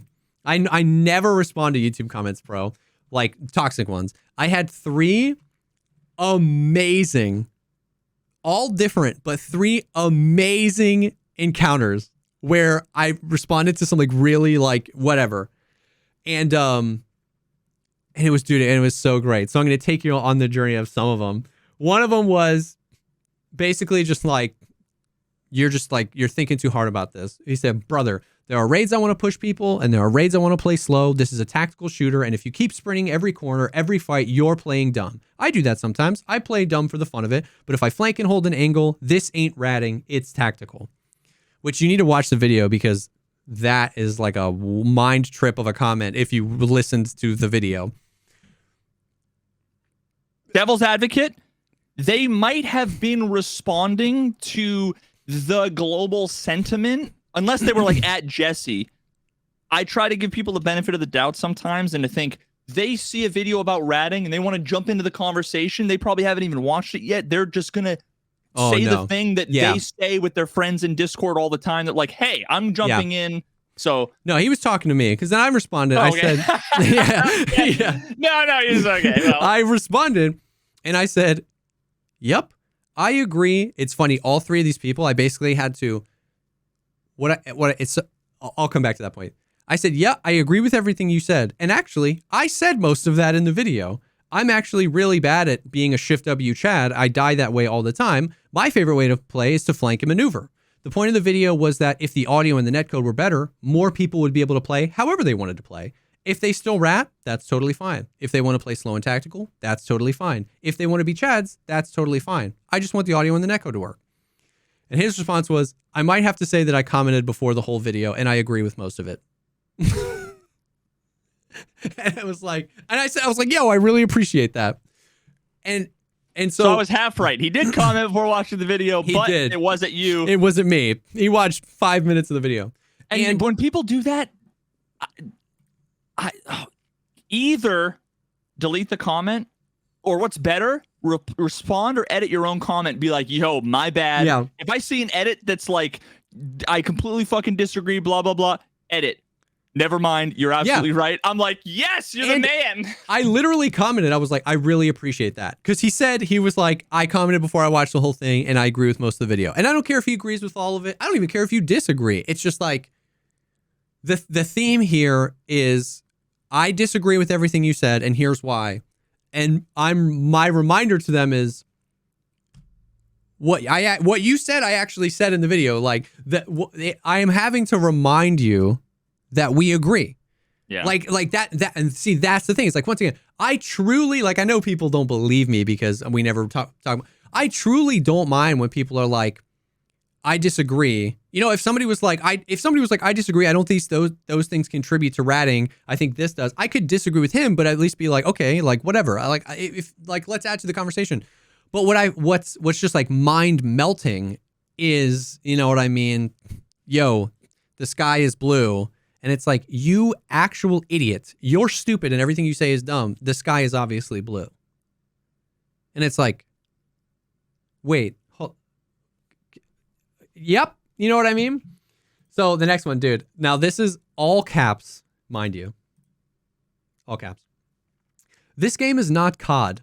I don't want more reasons for people to shift W. I want fewer. If you want to shift W FPS gameplay, go play COD or Arena. Being shot in the leg should be punishing. Using painkillers to alleviate being shot in the leg should have some kind of drawback, allowing you to run on a busted leg. I'm sorry, I do not agree with anything you think about this game. That entire thing, all caps. I'm sorry, I do not agree with anything. Okay, I was kind of a douche with this response. I said, I understand. Is that a copy? It sounds like a copy pasta. It is now. It's actually pasta 2 in my chat is that mess. I said, I understand. So that must mean that you don't want the audio or netcode to get better in Escape from Tarkov, because that's what this video was about. Surely you watched the video, right? And his response was, I wanted the occlusions to be better. I do not in any way want to go back to people on factory hearing everyone at all times with perfect accuracy, because that's usually what people are advocating for when they say fix the audio. Also, I 100% agree with your temporary adrenaline system. So we've already, within one comment, gone from I'm sorry, I do not agree with anything you have to say, to I 100% agree. I said, interesting, I actually agree with you. I think right now we hear people from too far away. I want the positional accuracy and the occlusion zones to be better. The point of this video was that I want the tools the game gives the player to be trustworthy so that the player can decide what they want to do with those tools. If a player chooses to rat, I'm 100% okay with that. So it was funny because like his foundation, his definition of fix the audio was that he thought I wanted to be able to hear everybody from 200 meters away. And like, it was like super weird what he was talking about on Factory. So he said, and then he said, I made an edit to my old comment. I didn't expect you to reply so fast. I agree with your previous suggestion on the podcast that there should be, so if you're listening, sorry, I'm calling you out here, a temporary adrenaline system to allow you to reposition after being shot, but I don't agree with any large changes to the movement system. If I had my way, all the stims except morphine and adrenaline would go away. The green and super healing stim and the Zagustin and all these things are super overpowered. So I had to remind him again. I said, once again, we mostly agree. I think a lot of the stims are way overpowered and are basically just ways to completely bypass things in the game. I think a ton of these systems would go, and if the painkiller system and the audio and the netcode were better, we wouldn't need to rely on these things, yada, yada, yada, yada, yada. So it was funny that like I had to constantly remind people that the reason they hate the video is because they agree with the video. Like, you know what I mean? Like, I was like, and then the way people will backpedal into like, because his response to that was, but we don't agree. You want more mobility without needing stims, and I want stims to go away. And so literally at no point in this video on why people rat and it's not the reason you think, did I say the word stims. Stims, yeah. At that point in the conversation, he was just, he needs to disagree with me on something, and he needs me to know we disagree, because then he doesn't have to fully backtrack the fact that he said I disagree with everything you said. But it was just funny how like I wasn't trying to be a douchebag or anything. I was just trying to like, you know, we agree. And this is what you and me talk about all the time, where there's like so many, like if you change this thing in Tarkov, it breaks these other things.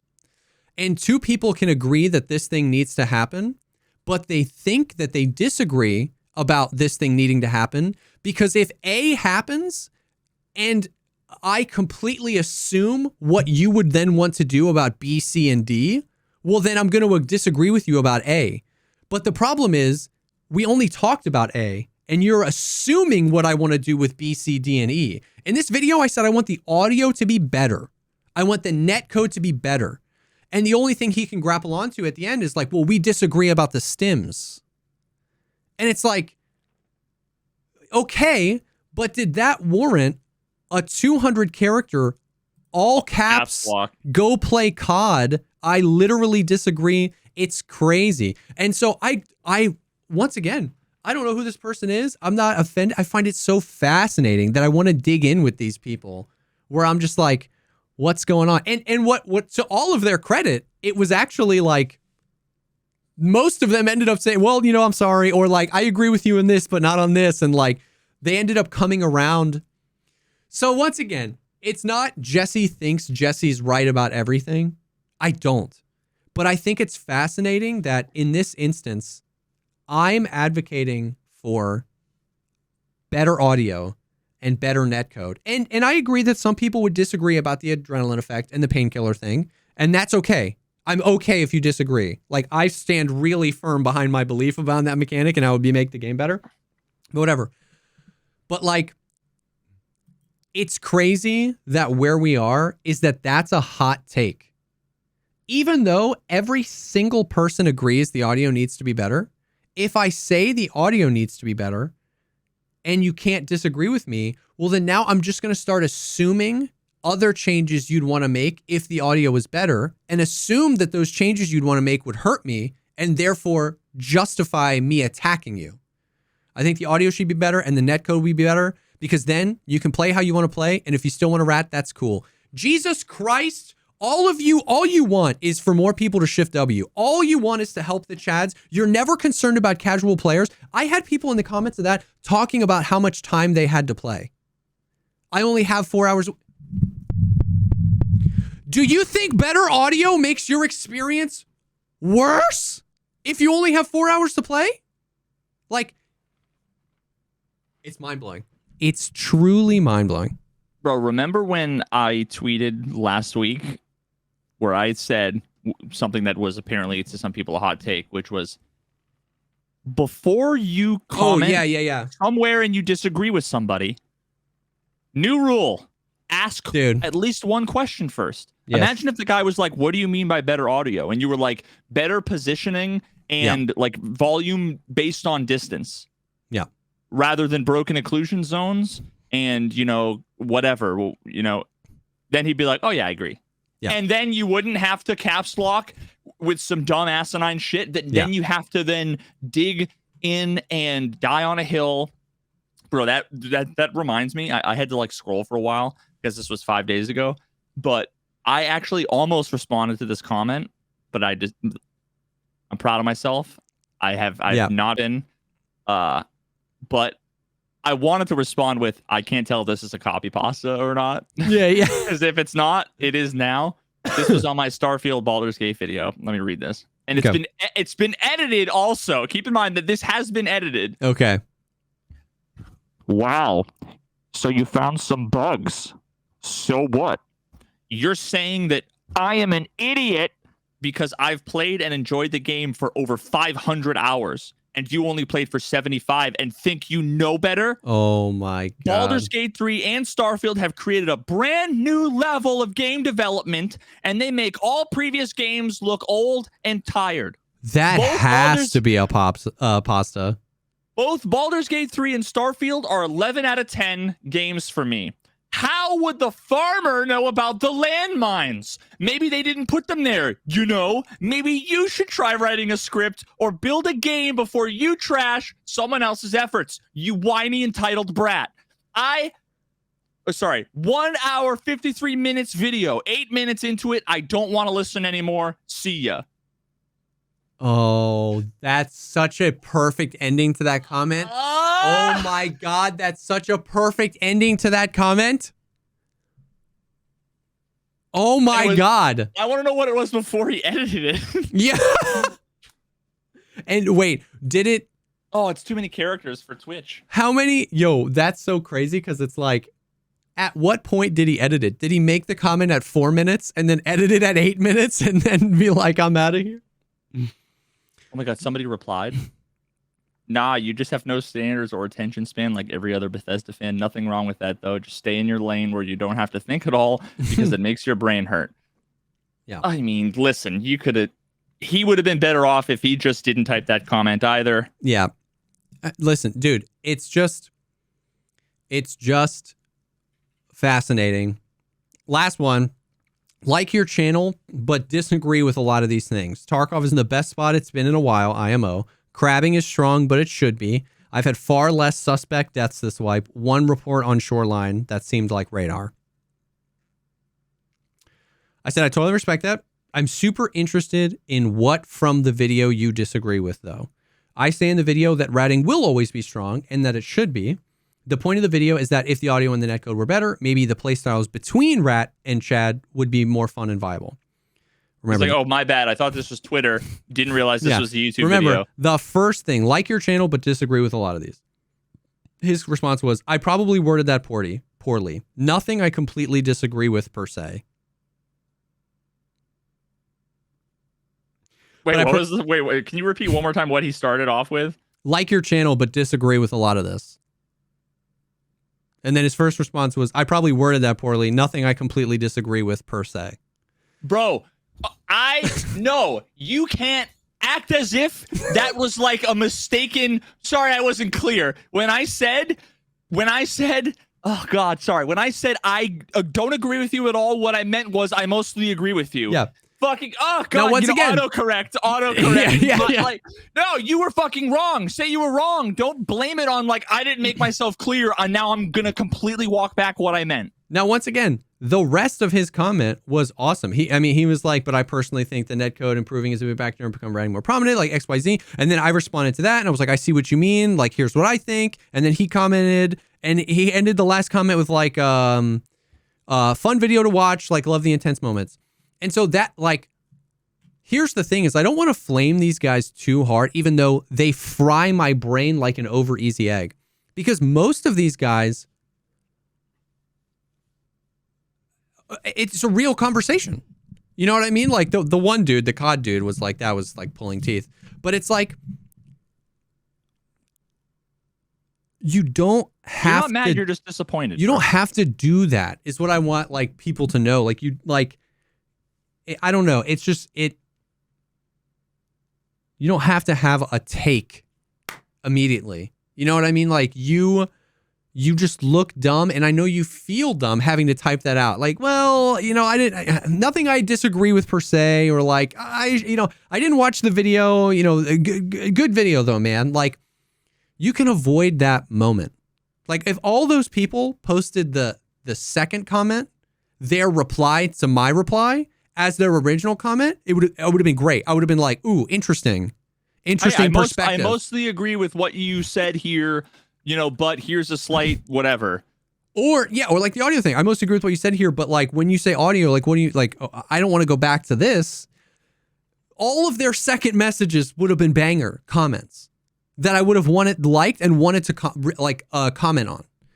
But we just like, it's just so compelled to come out with like, I disagree. I mean, the one guy, I disagree with everything you have to say about the game. And it ends up being fun for me. All I have to do, like all that I did in all three of those situations was either say, I actually agree with you, or I asked the question, what do you disagree with me on? What do you disagree with me on? Well, I don't actually disagree with any. Because then they're like, well, now I have to actually think about the words he said. And now I realize I don't disagree. What do you disagree with me on? You can't just say, go play COD. I disagree with you. I'll say, okay, what do you disagree with me on? And then I'll go play COD. Well, yeah, it ends up being that they disagree with something I didn't say, which then I have to kind of hold their hand and walk through. It's like, I didn't say that. This is what I said. So it's just fascinating. Now, if you're listening to this podcast, I don't want you to take away that I thought these were the only comment. I got hundreds of super awesome comments, and I liked a bunch of them, and I tried to comment, thank you so much to the encouraging ones. There were a lot of people, like I said, there were a lot of people that I really was guessing, and there were a lot of people that confirmed my guess, that they were like, I play this way, it's the most effective way to play, I would love to play another way, and I would love if the audio and the netcode supported that. So it was like, there was interesting conversations, there was like good stuff, there were like trolls, it was everything, and that's okay. I knew making a video about ratting, you know what I mean? Like, especially posting the video the day after the tree change happens, right? Like, I know the temperature of the community, and I knew we were going to get this, but I just loved using these as little thought experiments where I didn't feel offended. And the reason why I didn't feel offended is because they weren't saying anything. You know what I mean? Like I said, they were either saying, I disagree with you, and they didn't, and they actually agreed with me, or they were saying, I disagree with you on something I never said.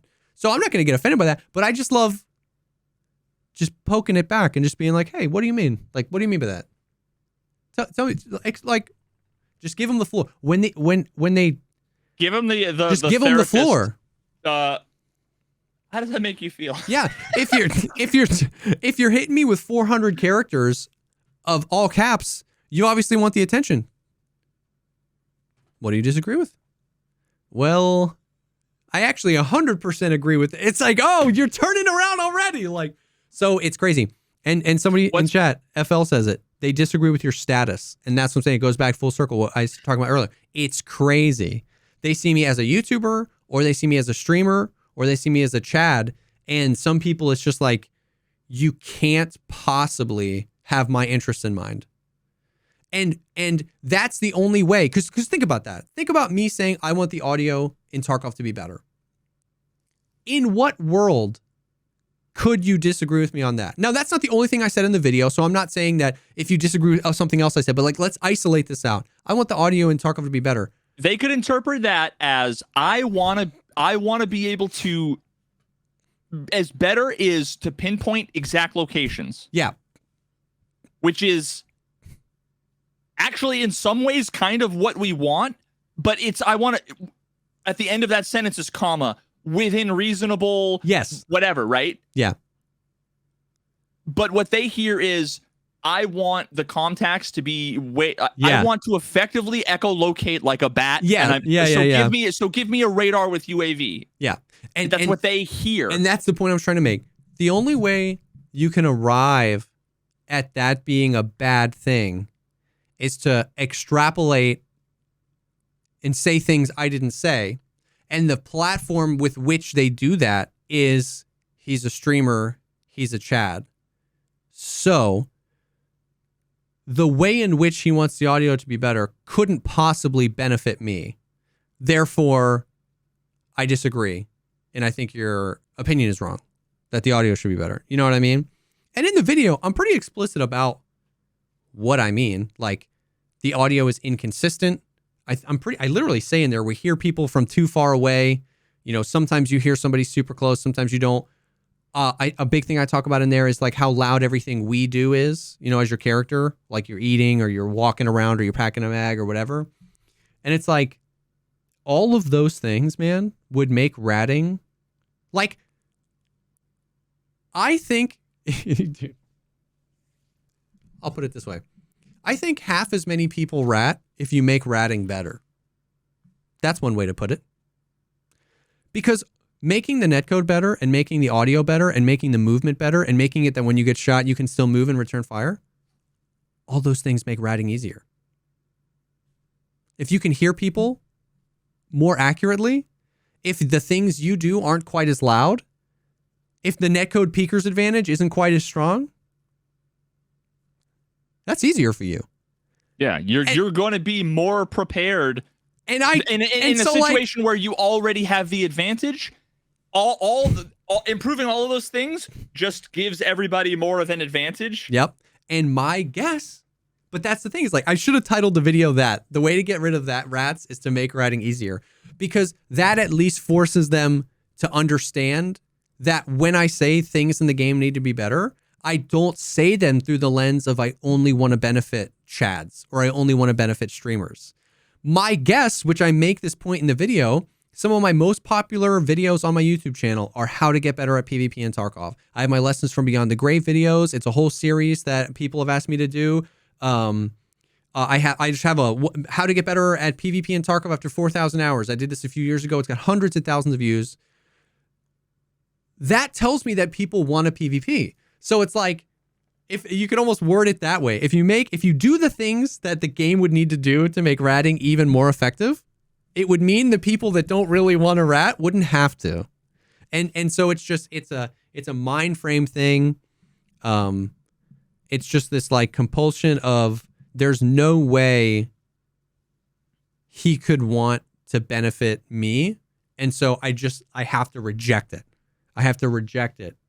So I found it a little surprising at how controversial a take it was, that I want the audio and the netcode to be better. It's what it represents. It's controversial in the same way that if I criticize a guy who freaks the fuck out and has a hissy fit about pronouns in character creation, I'm a liberal leftist cuck, social justice warrior, Biden simp.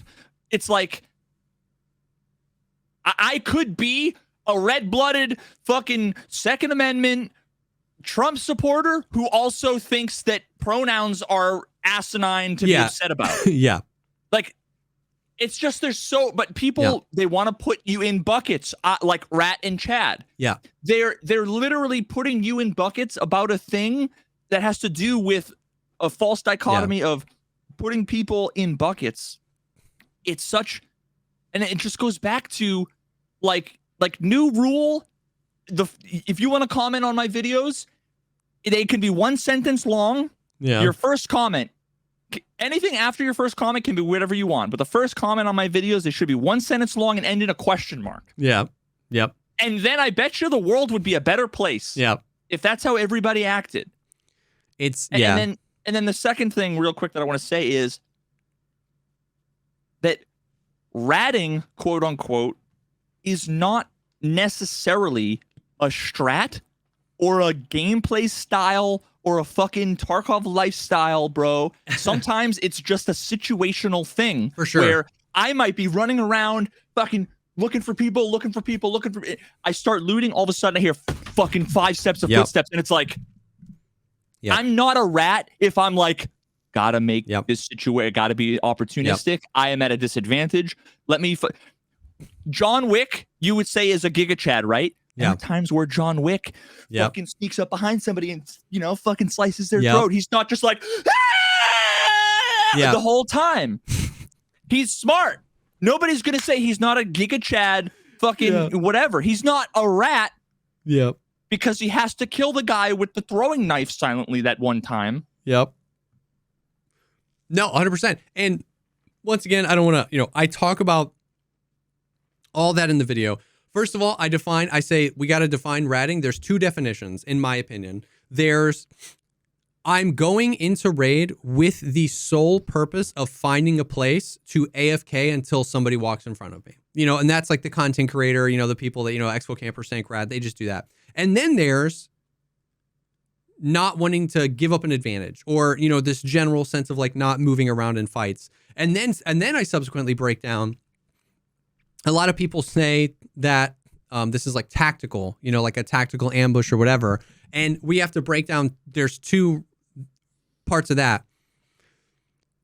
There are people, Uneventful Tower, Airwing, there are a lot of people that play very tactically with that in mind. But what I was saying was my guess is 80% of the people that rat aren't playing tactically.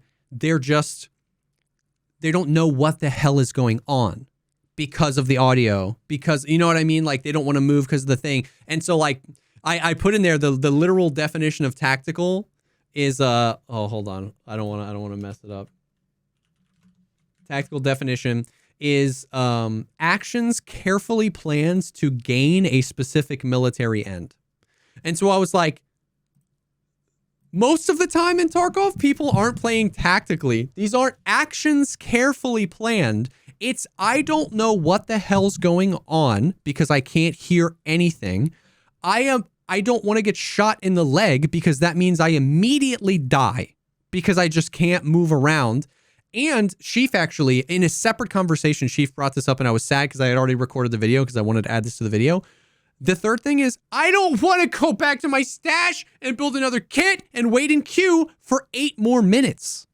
And so what I was saying was, once again, if the game was more trustworthy, if the game was more fun, you'd play way more really tactically. You would have the tools to carefully plan and make decisions to gain a specific end. There is no end in mind other than please God, please freaking Christ, God, don't die again. Just don't die again to an AI or a sniper scav or a Kaban guard or a rat or a Chad. Like I just don't want to die again. It's just it's a desire to not engage with the video game. That's not tactical. That doesn't mean nobody plays tactically. A ton of people do, but everybody wins. Everybody wins, whether you're a rat, whether you're a Chad, whether you're somewhere in between. And arguably, the people that win the most are the people that are in between. You know what I mean? I was talking to somebody about this the other day. Tarkov is a ladder, and the only 2 rungs of the ladder are the first one and the last one. It's just you've been playing since 2016, or you haven't most of the time. You know what I mean? Or you brute forced your way to the top of the ladder. There's no in between. There is no line. There is no next rung for you to cling onto to say, I want to get a little bit better and I want to get a little bit better and I want to get a little bit better, because all these things are so broken. It's so hard to cross that gap. Some people have, of course, but it's so hard to cross that gap. So arguably the people that win the most are the people that in the middle that actually feel like they can whatever. Anyways, so it's just so interesting, and then the other conversation that comes out of this is like it feels like the Stockholm syndrome of like, if it's in Tarkov, it has to have been designed that way, like it's very intentional, and this concept of like the other thing, the other concept of like you can't help casuals without helping Chads. Like, and you can't hurt Chads without hurting casuals. Like, you know what I mean? If we take all this stuff away so that the Chads can't have it, well then you can't have it either. The only way you could, there's one way you can do that, and that is make all gunfire, grenade throws, and anything that can kill somebody completely randomized. Yeah. That's the only way. That is something that would help the shitty players and hurt the Chads. Yeah. And that's it. Yeah. Which nobody wants. Everything is making the game better, which does this. Yes, exactly. And that's the thing. And it's like, and listen, we've talked about how like I want to compress both ends. I do want to make things like you can kind of help the casuals out, but you have to do it in ways that weirdly nobody wants, which I find interesting. But like all the low-hanging stuff of like, you know what I mean? Like, I don't know. It's just, if you want more access to something because you're a casual, the Chads get more access to that because they play more than you. If you want the Chads to not be able to have something, that means you don't get it either. You know what I mean? So like, that is I feel like people really don't understand it. And because of that, they just assume everything is a one-sided thing. They assume if the audio's better, then that's only going to help the Chads. It's not going to help me or whatever. And it's like, it's just, it's interesting. Once again, it's just like interesting psychological backflippery to arrive at these conclusions. You know what I mean? That yeah, I don't know. That They're not backflipping. They ran in looking in the other direction, tripped over the fucking coffee table, and they're halfway over to landing on their head. Yeah. It might look like they're in the midst of like a sick backflip, but they're not. They just came in like a fucking bull in a china shop. Yeah. Uneventful had a good point, and it actually it made me think of something that we were talking about earlier, completely unrelated to this. So he said, if you have an advantage right before a fight, why the hell would you give that up? Yeah. And which I agree with. And the answer there is actually kind of similar to the discussion I had earlier. I was playing because you can play Texas Hold'em in Red Dead Redemption. Oh, that's funny. And I brought up a clip of. Did you ever play poker? A little.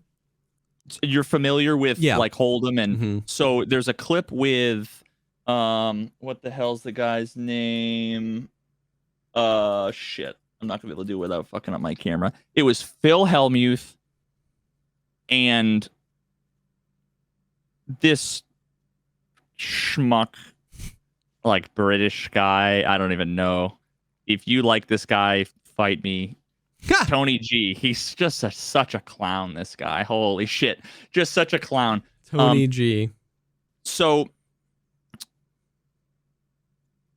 here's what happened.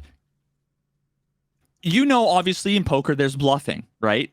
He's Aussie/Russian. Oh, British, Russian, Aussie, same thing. You know, obviously there's bluffing in poker, right? Yeah, yeah. You tell me if you think that this is equivalent to bluffing. Okay. So there were two people left in the hand, just these two guys, and one guy, he basically says, you know, like, oh, let's gamble. I haven't even looked at my cards. I'm just gonna go all in. Let's have some fun. And Phil's like, wait. You know, he's thinking because you know, so many combinations of hands are just like 47-53, like the percentages. Yeah. So many heads up things are like that. Whereas, you know, you might have pocket kings, and if the other guy has like a flush draw, you know, I don't really know the stats, but it really is not the craziest thing to be like, well, you know, let's go, let's make it interesting. Yeah. So he's like, and Phil had, I think, like ace king suited or something. Okay. And I'm getting this wrong, but functionally it's the same. And then Tony had like king or something like that. He looked at his cards. He knew he had something good. He just said he didn't look at them. And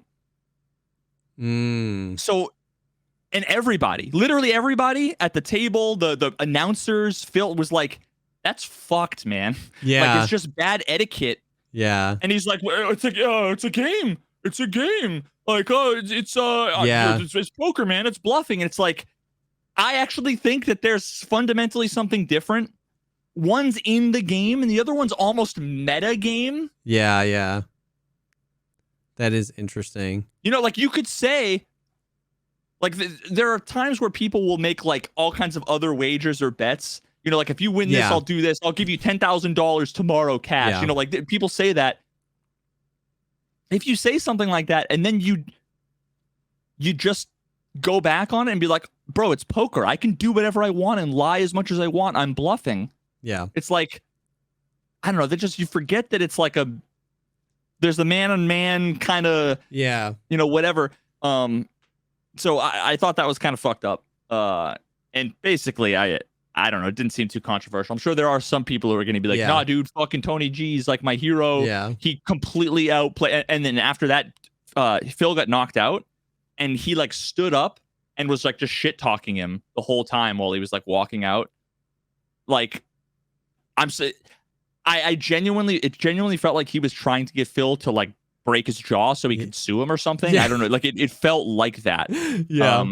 he acted like somebody who maybe got bullied a lot as a kid or something, and then now, I don't know. But that brought up the conversation of, apparently, don't quote me on this, someone in chat said that's like a thing in England where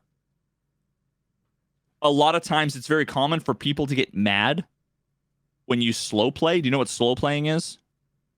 In like poker specifically? Yeah. No.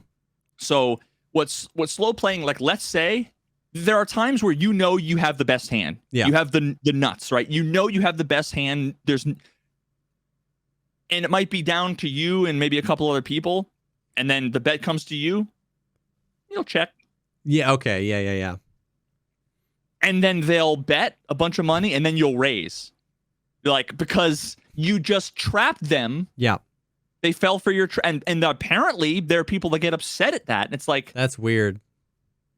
That's just playing a game. That seems totally different. Like, that's like slow playing is just, it's a bluff by omission. Yeah. It's the opposite of it. If bluff is plus 10, slow playing is minus 10. Yeah. You want to try to get them to either bluff or overstate their I don't know. It feels like totally fine. And I think that feels the same to people who they get mad that someone in Tarkov didn't give up their advantage and didn't play optimally. Yeah. Because they feel like it's not manly to take advantage of a situation. Yeah. Or something. Dude, yeah, for sure. For sure. And once again, that's another, I mean, it goes back to what we said about people just like bringing their baggage in. Like, that's a really good point. But it goes to the point of exactly what is a rat? What does that mean? What is ratting? And yeah, I have always been and still remain that guy where exactly. And there was a clip I put in the video of like, I'm looting a bunch of kills. I'm super Chad. I killed all these guys. And if I hear somebody running straight at me, it's like, you just wait. And they turn the corner and then you kill them. And that guy's like, oh, what a rat, or whatever. And it's like, he wanted you to stand up and run towards the doorway so that you could hear him. Yeah. And that might Otherwise, have been you're a coward. After I literally giga pushed 3 other dudes and like wiped a 3-man, you know what I mean? And all of a sudden it's a change. And what's interesting too, it's like, what's funny is that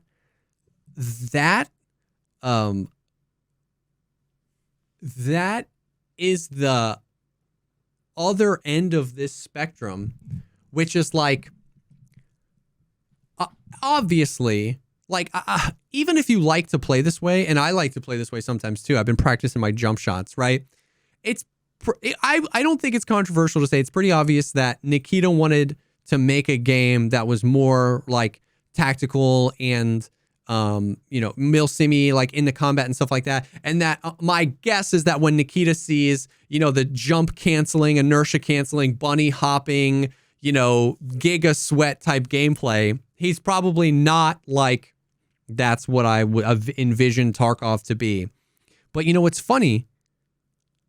A large reason people play that way, a large reason that is the alpha male way to play, is because it was the most effective way to exploit the bad netcode in the past. Which you could argue kind of like that's cowardly in a way. That's what, well, maybe not that it's cowardly, but like, I'm not saying it is. I'm just saying you could argue that like you have to quote unquote exploit broken shitty stuff to win. Yes.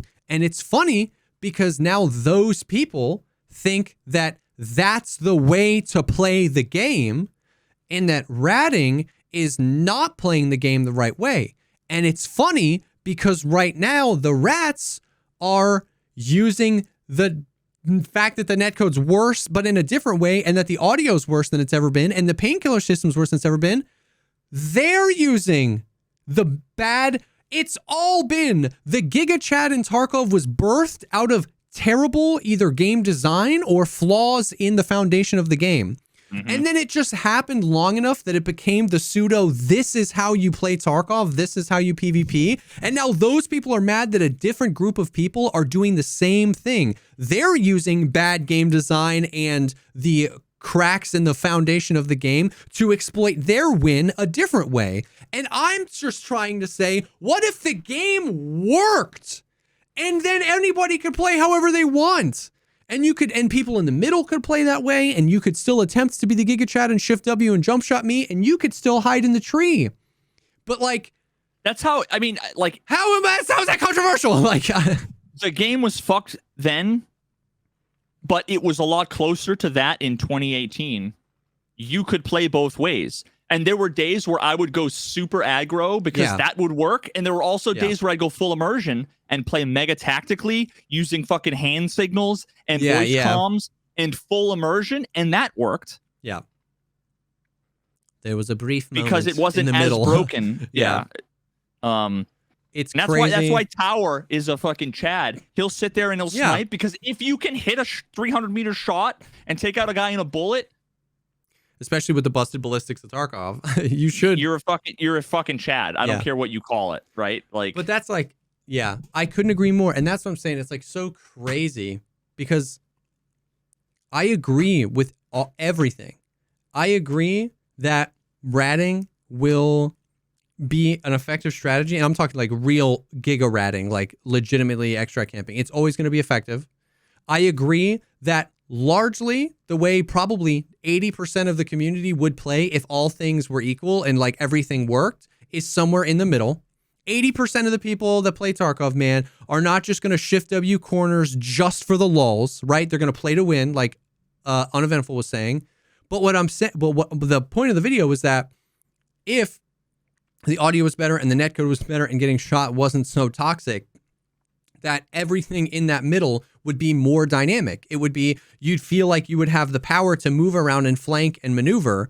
You know what I mean? Because you once again, it comes down to you could trust what the game is giving you, and then you could make your plan, whether to play slow, whether that was to play fast, whether it was to play somewhere in between, fast in certain circumstances. That's all I'm saying. Like, that was the point of the video, was just, if these things were better, and people are blaming, like I said, going back to the beginning, people are saying it's cheaters, it's the economy, and it's like, man, as long as the rest of the game just pushes people this way, then now I'm not saying they shouldn't get rid of cheaters. I'm not saying they shouldn't fix the economy. Lord knows the economy is so scuffed in this game, but it's like, I don't know. So it was that, and maybe at the end of the day, I didn't communicate it well enough. I really felt like I did, but I'm sure you did. That was what it was. It's like, I don't want to get rid of chatting. I don't want to get rid of ratting. I don't want to get rid of tactical gameplay. I don't want to get rid of what resides between the two.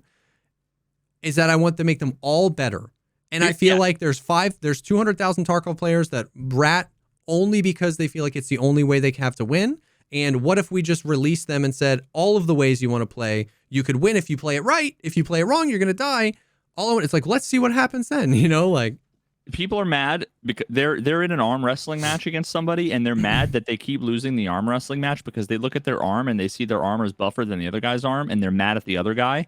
What they don't see is the invisible hand that is Nikita pulling the arm one direction or the other. You want the invisible hand to go away, dude. Yes. And to let the best man win, however that is. Yep. But people are saying they think you're talking about person A or person B, and you're talking about the guy in the middle, the invisible hand. Now I'm getting into some fucking economics. The invisible hand. Let's not get into Adam Smith here. But it's a metaphor. I didn't want to. For sure. That's all I'm saying. Is that, like, I just want it to be on the player. I want the player to feel like they can play tactically, that they can listen to what the game provides them, that they can look at what the game provides them in sight. I want the mechanics of the game to encourage people to try new things. Once again, like the painkiller system, it doesn't encourage you to take a chance. It doesn't encourage you to try and be a little bit more aggressive. It doesn't encourage you to move. And that's the thing, man. Once again, people think all these things only affect chads and not rats. It doesn't. Like, if you want to play tactically, if you want to play slow, if you want to slow play, the Parkers, if you want to slow play Tarkov, a lot of the times that means you have to move around. It means you kill a guy, maybe of a 3-man, and you don't want to be here anymore. You want to flank.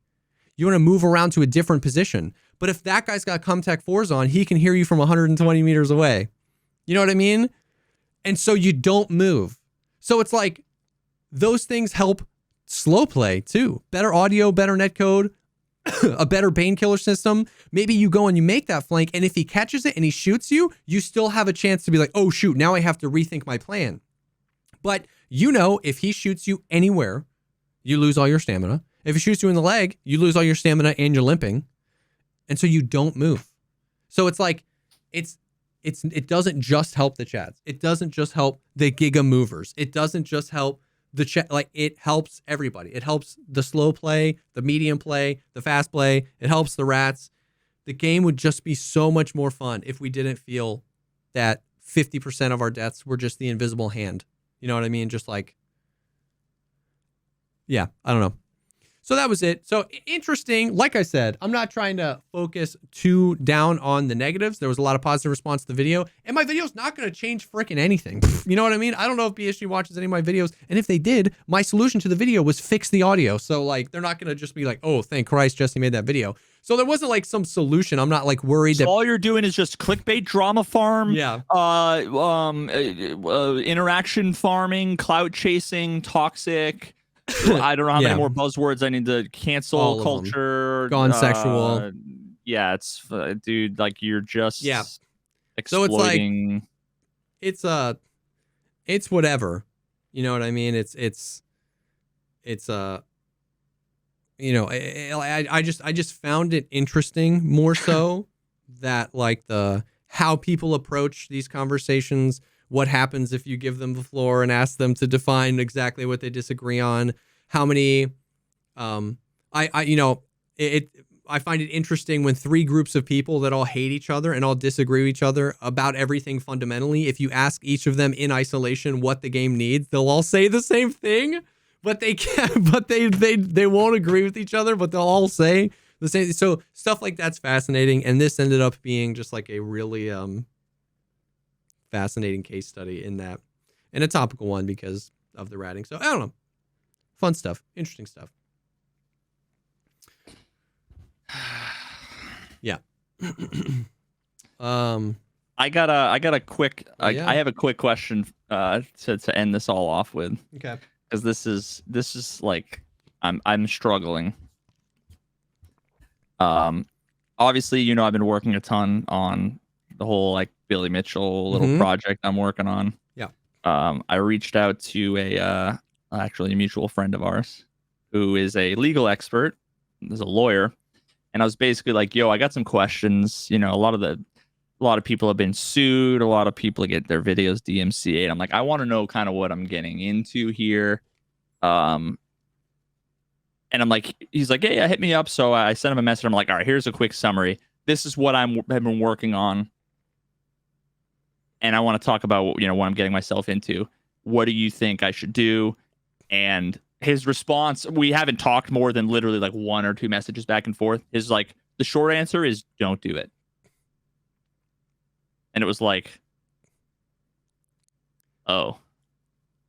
Damn. And then I started to actually think, like, think about it.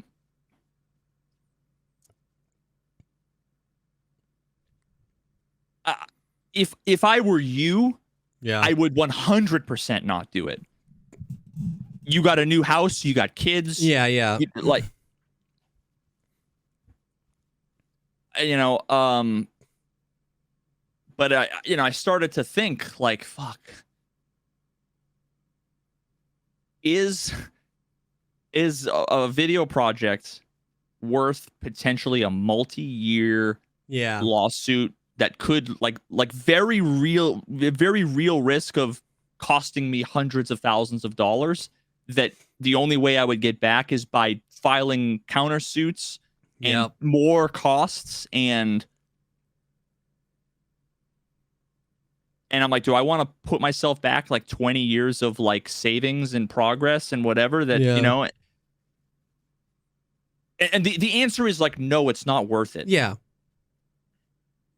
But every time I think about this, I always come to the same conclusion.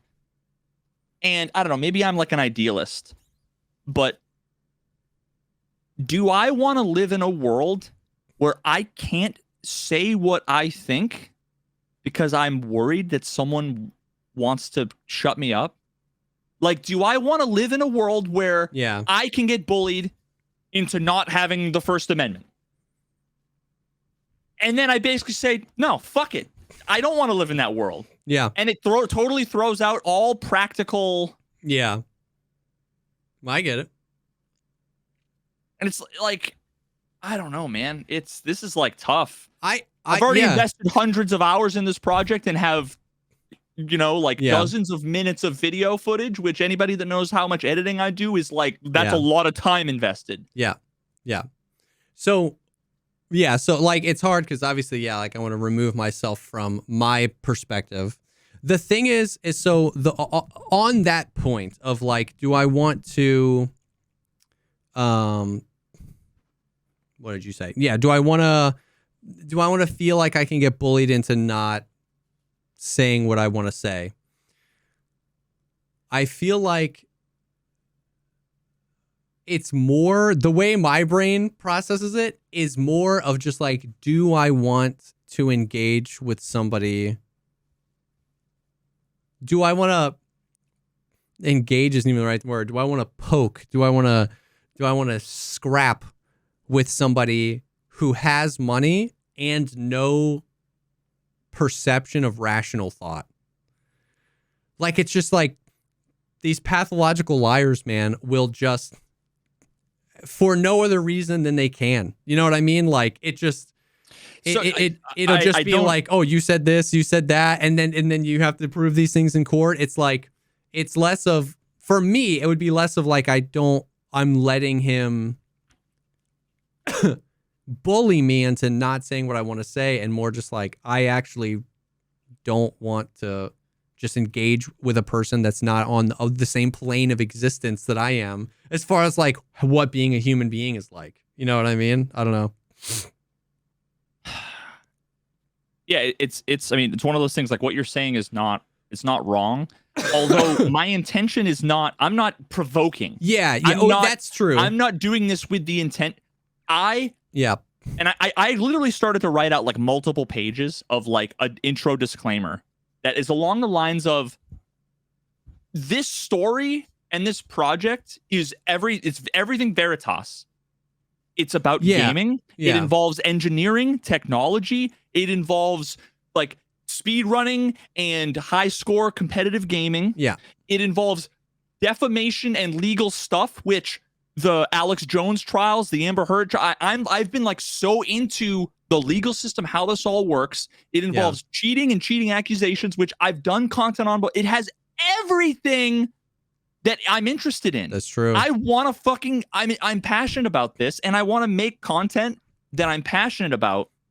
Yeah. It's not about provoking anybody. It's it's about, I mean, it sounds like pompous, but it's investigative journalism. Like, I'm not a fucking investigative journalist, quote unquote, but what I'm doing is not far off from that. I'm sitting here reading 300-page legal documents, technical analyses. Yeah. Like, and to think that I should be intimidated or bullied out of wanting to pursue what I'm interested in and saying what I believe in my heart is true, because somebody might abuse the legal system or the DMCA to try to stop me from hurting their feelings. I almost feel compelled to then do it more. Yeah. Which I fucking hate. I wish I could just not. I wish I could like turn my interest to something else. Yeah. But I can't. Yeah. I see what you're saying. And it's like, I'm not actually worried about losing at all. Yeah.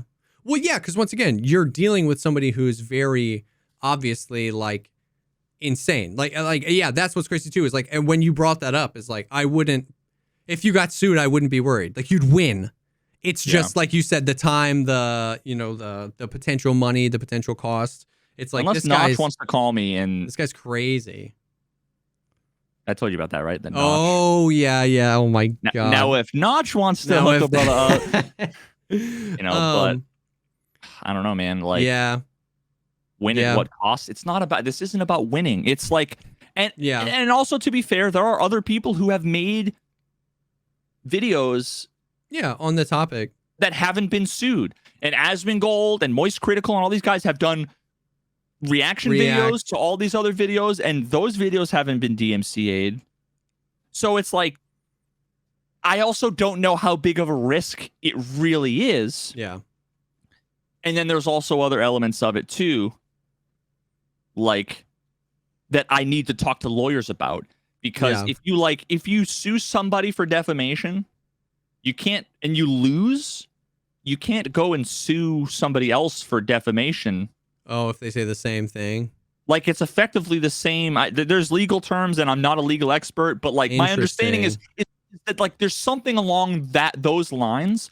Now, it could very well be that they might bring up, it might be different charges. It might be different kind of nuance where they could tweak it a little bit, and it's a different lawsuit, and maybe that's the case, right? But like, I don't know, man. I just can't. Like, when people are like, bro, is it really worth it? Like, I wouldn't recommend it. It's like, obviously the answer is like, no, it's not worth it. I'm not making the video because I think I'm going to make a lot of money or that it's going to get a lot of views. Yeah. It's what I'm interested in and it's passionate about. And I hope it gets a lot of views. I hope it, but it's not, my motivations are, I'm passionate and I want to share that. Yeah. And if you think that like any of the content I've ever made hasn't had that as the primary factor, for sure. You know, like nobody, no honest thinking person who's seen my content, I think, can honestly look at anything I've said and said, I'm just doing it for money. Yeah. Because I would be doing a very bad job. Yeah. I mean, I get what you're saying. And that's an interesting perspective. Like, worth it. It's not worth it. Because it might not be worth it financially, but is it even, how passionate are you about this? How passionate about projects have you been in the past? Like, you know, when you started doing Baldur's Gate, or when you started doing speed running. My speed running stuff, my chess stuff. Yes, your chess stuff. So I think then is like worth it. Speed running videos still have like 62 views.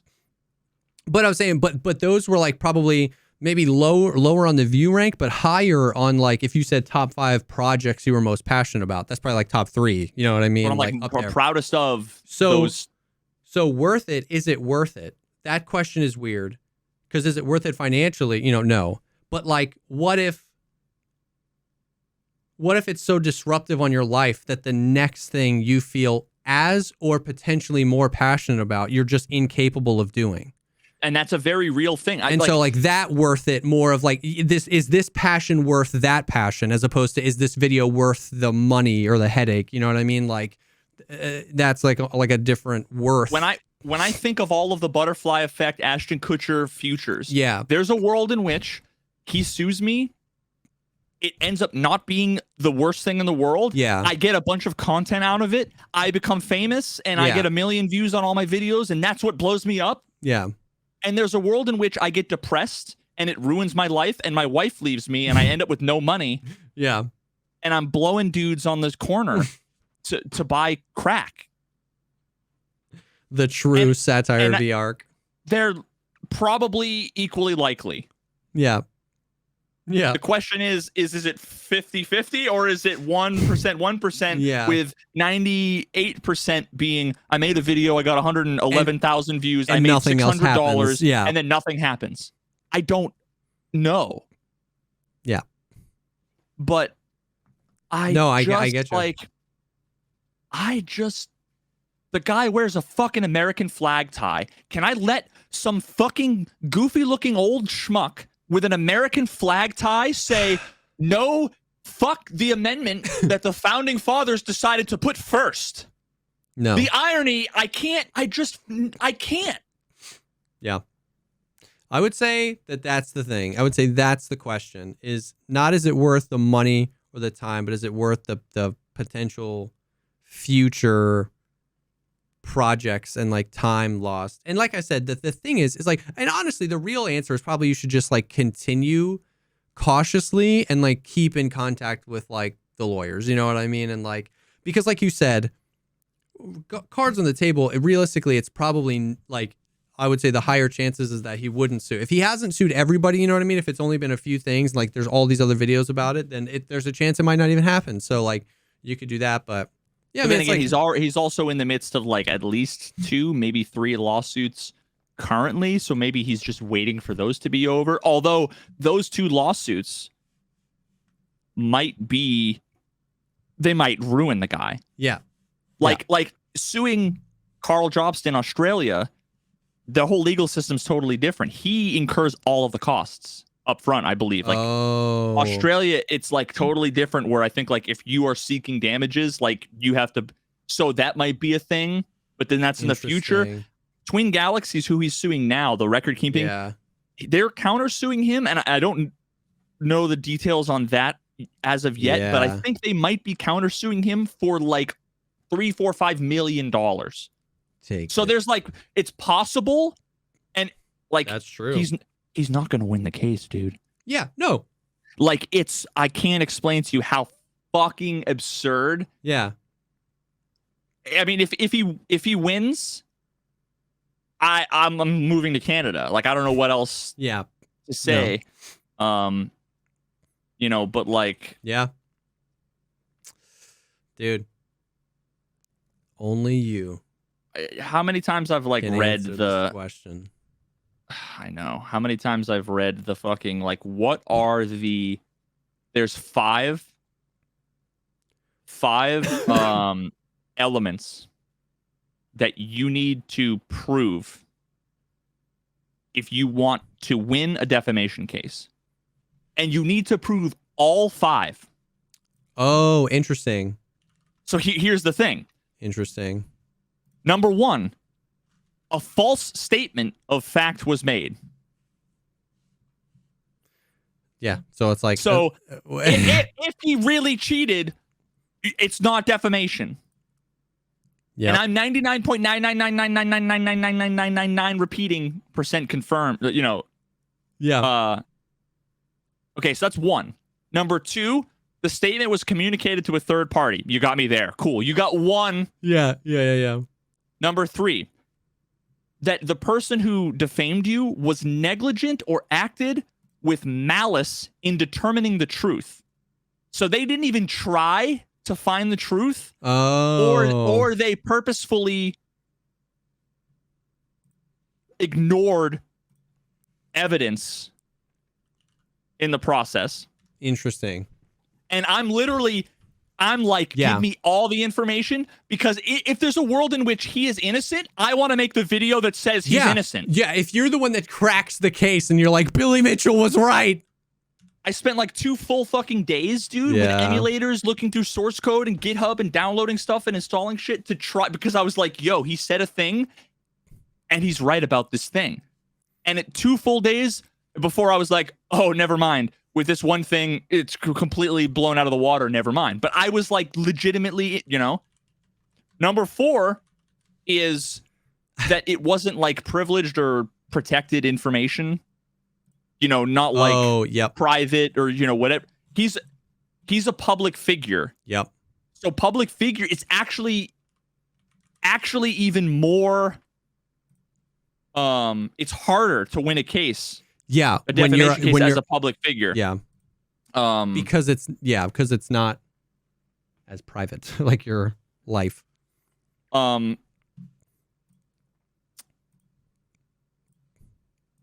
what was I forget what the last one was. But it's like it's effectively that you have to have lied knowingly, not tried to seek the truth. You have to have caused them damages. Yep. And that's the best part too, is I have like half a dozen clips of Billy Mitchell doing interviews where he says, he's like, these haters think they can take me down. Pfft, all of this press, all I've been doing is getting bookings. All I've been doing is, and then you see him in the like the trial thing where he's saying, yeah, it's caused me all kinds of costs, and it's, hurt my, reputation, and nobody will hire me anymore. And my sales of my hot sauce went down by, 75% during the years where COVID was a thing. And it's like the guy. Yeah. So I would have to damaged him knowingly, not tried to actually seek out the truth, done so with the intent to hurt him, malice, whatever. And it has to also be false. Yeah. The only part there is that I communicated a thing about him. Yeah. Publicly. Yep. Everything else I'm confident in. Yeah. So I would love to. I'm like literally editing this stuff, thinking about like, all right, if this clip is shown in court, would I want to look a judge in the eyes and be like, and as I'm editing, I'm like, yep, I would absolutely, because it's just all me being like, here's the evidence. Here's a photo of a red joystick. And then here's a clip of him saying, I would never play on a joystick that wasn't black because it would not be legitimate hardware. Yep. And then you have him in front of the thing going like this. Here's the machine I just laid on. Yep. It's like, hey, judge, do you think I didn't care? Yeah. Am I, I don't know, dude. I don't know. Dude, part of me feels like, would the internet let an injustice like my life be ruined? And the answer's like yeah. Yeah, for sure. Totally would. Listen, I want to see the video for sure. I want the project to be completed. I want to make it. But yeah, I don't know. Only you can prevent forest fires. I just want a reason to defamation lawsuits. I just want a reason to show the clips from the movie. Where is it? He was a basketball. This guy was, bro. I found he played a character. Okay. Stepping back here, we need to part the kimono. There's two things actually, and I recognize we're going along, but watching his deposition and then going back and forth between the transcript, because I'm fascinated with the court stenographer having to like type out all this shit, and it like stresses me out because I'm like, oh my. Every now and then I get obsessed with the idea that like there's so many people talking, it's so fast, and someone has to type this out. And I know that they have like shorthand, whatever. For sure. But my ADD is like, I get overwhelmed and stressed out, like whatever. For sure. But my favorite thing is at one point they asked like, what movies have you been in? And he was listing off like he was in King of Kong. He was in something called Chasing Ghosts, which was about Pac-Man. And then he said, Fiddling Horse. I'm like, what? And I pull up the transcript and I see he played a character. I swear to God, I'm convinced that the character who was like a horse trainer, I'm convinced that that's the real guy and Billy Mitchell is the character. Yeah. They're like indistinguishable. Yeah. Hey, literally, he might as well just be Colt Reynolds. I'm convinced Colt Reynolds is the human and Billy Mitchell is the character he's playing. Colt Reynolds. He's the horse trainer. He has like 2 scenes in the movie. It's the most F tier like independent movie with like some weird Louis C.K. looking like clone, like Walmart Louis C.K. is like the Louis C.K. actor. We have at home. If I were to try to make a movie when like I don't know what ISO is on a camera, like that's how it would look. Like I'm still not really sure exactly how to focus auto. I'm not sure about lighting, whatever. Like that's how I would make a movie. But I just want to show the 2 clips from this movie. That's mostly why I'm doing this like 6-month project.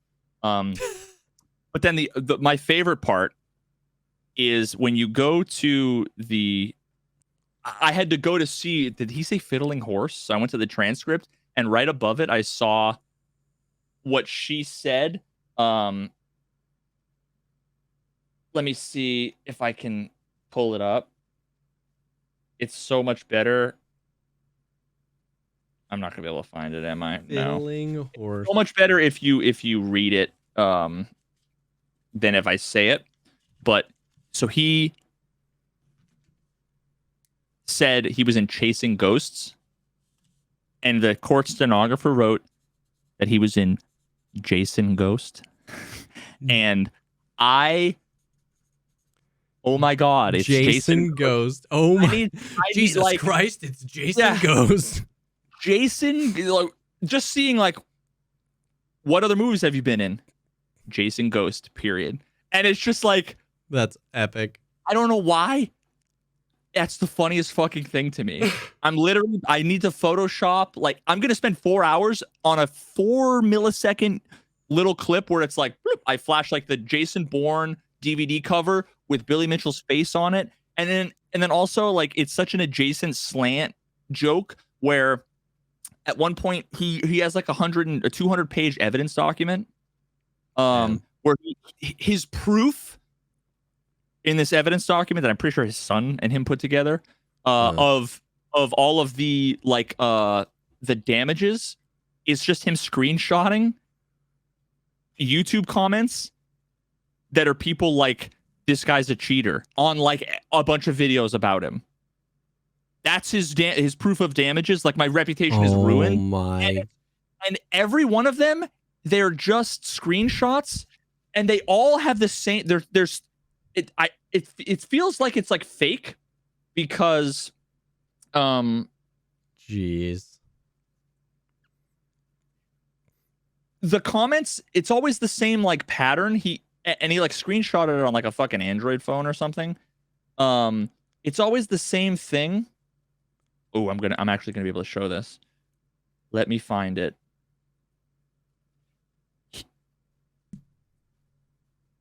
I'm not gonna be able to find it. Where the comments are like, this guy's a cheater, cheating scumbag. This guy looks like a budget John Wick, cheating scumbag. Every one of them. He has like 20 screenshots, and each one of them has like 4 comments, and 2 to 3 of them are calling him a cheater, and one of them is like, this guy looks like John Wick. Oh, it's like he totally wrote them.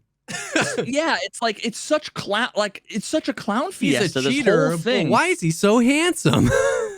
He looks like no, he's not John Wick. He's Jason Ghost. Oh God. Dude. Oh my God, it's Jason Ghost. It's a circus, dude. Dude. And I'm fascinated by it. Like, you can't show this clip. I'm gonna show this clip in court. Tell me I'm not fucking fascinated and enthralled with every element of this. Yeah. I went through 6 hours of stream earlier this week. I got through 45 minutes of his deposition. I was editing it on stream, and I currently have a montage of him being told to shut the fuck up by his lawyer. Oh, that's and I'm gonna put it together, and that's gonna be what is rolling as the credits are rolling, and it's gonna be like Jason Ghost. Like I'm gonna put like a bunch of just memes as the credits because like, what am I gonna put? Like, writer, Veritas, music, like, no. It's just gonna be a meme, and the whole time it's just gonna be him getting fucking yelled at by his lawyer. His lawyer's like, you answered the question. You answer, and all you see is the hand like, shut the fuck up. You know, it's like, they're like, what did you do on Thursday? And he's like, I went and got coffee, and then I definitely didn't murder anybody. There was blood on my gloves, but it wasn't. And it's like, shut up. What are you doing? Shut up. He didn't fucking ask that question. Why are you? He was like, have you ever played on a red black joystick, a white joystick? What about a black joystick? Oh, but I wouldn't play on a black joystick, nothing other than a black joystick, because it wouldn't be legitimate, because if there was a red joystick, that wouldn't be like, that would prove I was cheating. If there was a red joystick, there's no way it'd be a fucking red joystick. It's like, the lawyer's like, yo. There are times where I'm like, yo, the lawyer, I'm like, the lawyer should be yelling at him right now. Why is he fucking digging himself? Like, what is he doing, man? It's, oh God. Well, dude, freaking sender. I don't know. I don't know what to I mean, I feel like I've made up my mind already, but I don't know. I maybe I'll have a come to Jesus moment when I actually sit down with a lawyer, and he might say like, oh, now that I know more, you should be good. Yeah. It might cost you some money, but whatever. Or he might literally be like, bro, it'll ruin your fucking life. Yeah, he might put it into perspective. And that's what I'm saying. Yeah, like continue cautiously, just smart. And there might be a moment soon that confirms like, I don't have anything to worry about, or you know what I mean? You saw Interstellar, right? Of course. All I could think of when you're like, there might be a moment, and then you paused. It reminded me of the scene with Matt Damon where he's like, there's a moment where he like opens up the like, do not dock, not dock, and the fucking spoiler alert, Interstellar. There's a moment, bro. I just pictured you exploding there after you said there might be a moment. There's a moment. Well, Jesse Damon. Movie. Jesse Damon and Jason Ghost. Jason Ghost. Wait, and Matt Damon is Jason, the original Jason Ghost, Jason Bourne. Wow. Bro, it's like the 19 layers of Kevin Bacon. Yep. I'm pretty sure that's what that is. 19 layers of the 19 layered sheet cake. Kevin Bacon cake, yeah. Yep. Wow. Well, man, I love it. Great podcast. If you want even more shenanigan ramblings of JesseKazam and Veritas, including there was kind of a sneak peek of this video on this most recent episode on the Patreon because you showed that like 4-minute montage. So if you want a little sneak peek of Veritas' video and / or just more of us rambling about life, check out our Patreon, patreon.com/thepodcastpod. You can get early access to the episodes. You can get a brand new free, or not free, but a brand new spanking episode. It's about an hour long every week, extra. The PP, the support over there has been insane. So thank you. That's the stuff for this week, dude. I love it. Thank you guys for the support. It's crazy that we get to do this and just talk about this stuff for 2 hours a week. I love it. So thank you guys for the support. Thank you guys for being here. And this will be live on all the platforms Monday. Patreon supporters will get it tomorrow. Next week, I don't know. Stay tuned. We're TwitchCon next week. We're going to try and do a podcast. We don't know if it'll be live or pre-recorded or live at TwitchCon or whatever, but something's going to happen. So stay tuned for that. But yeah, you guys are awesome. Thanks for hanging, and we'll definitely see y'all on the next one. Peace.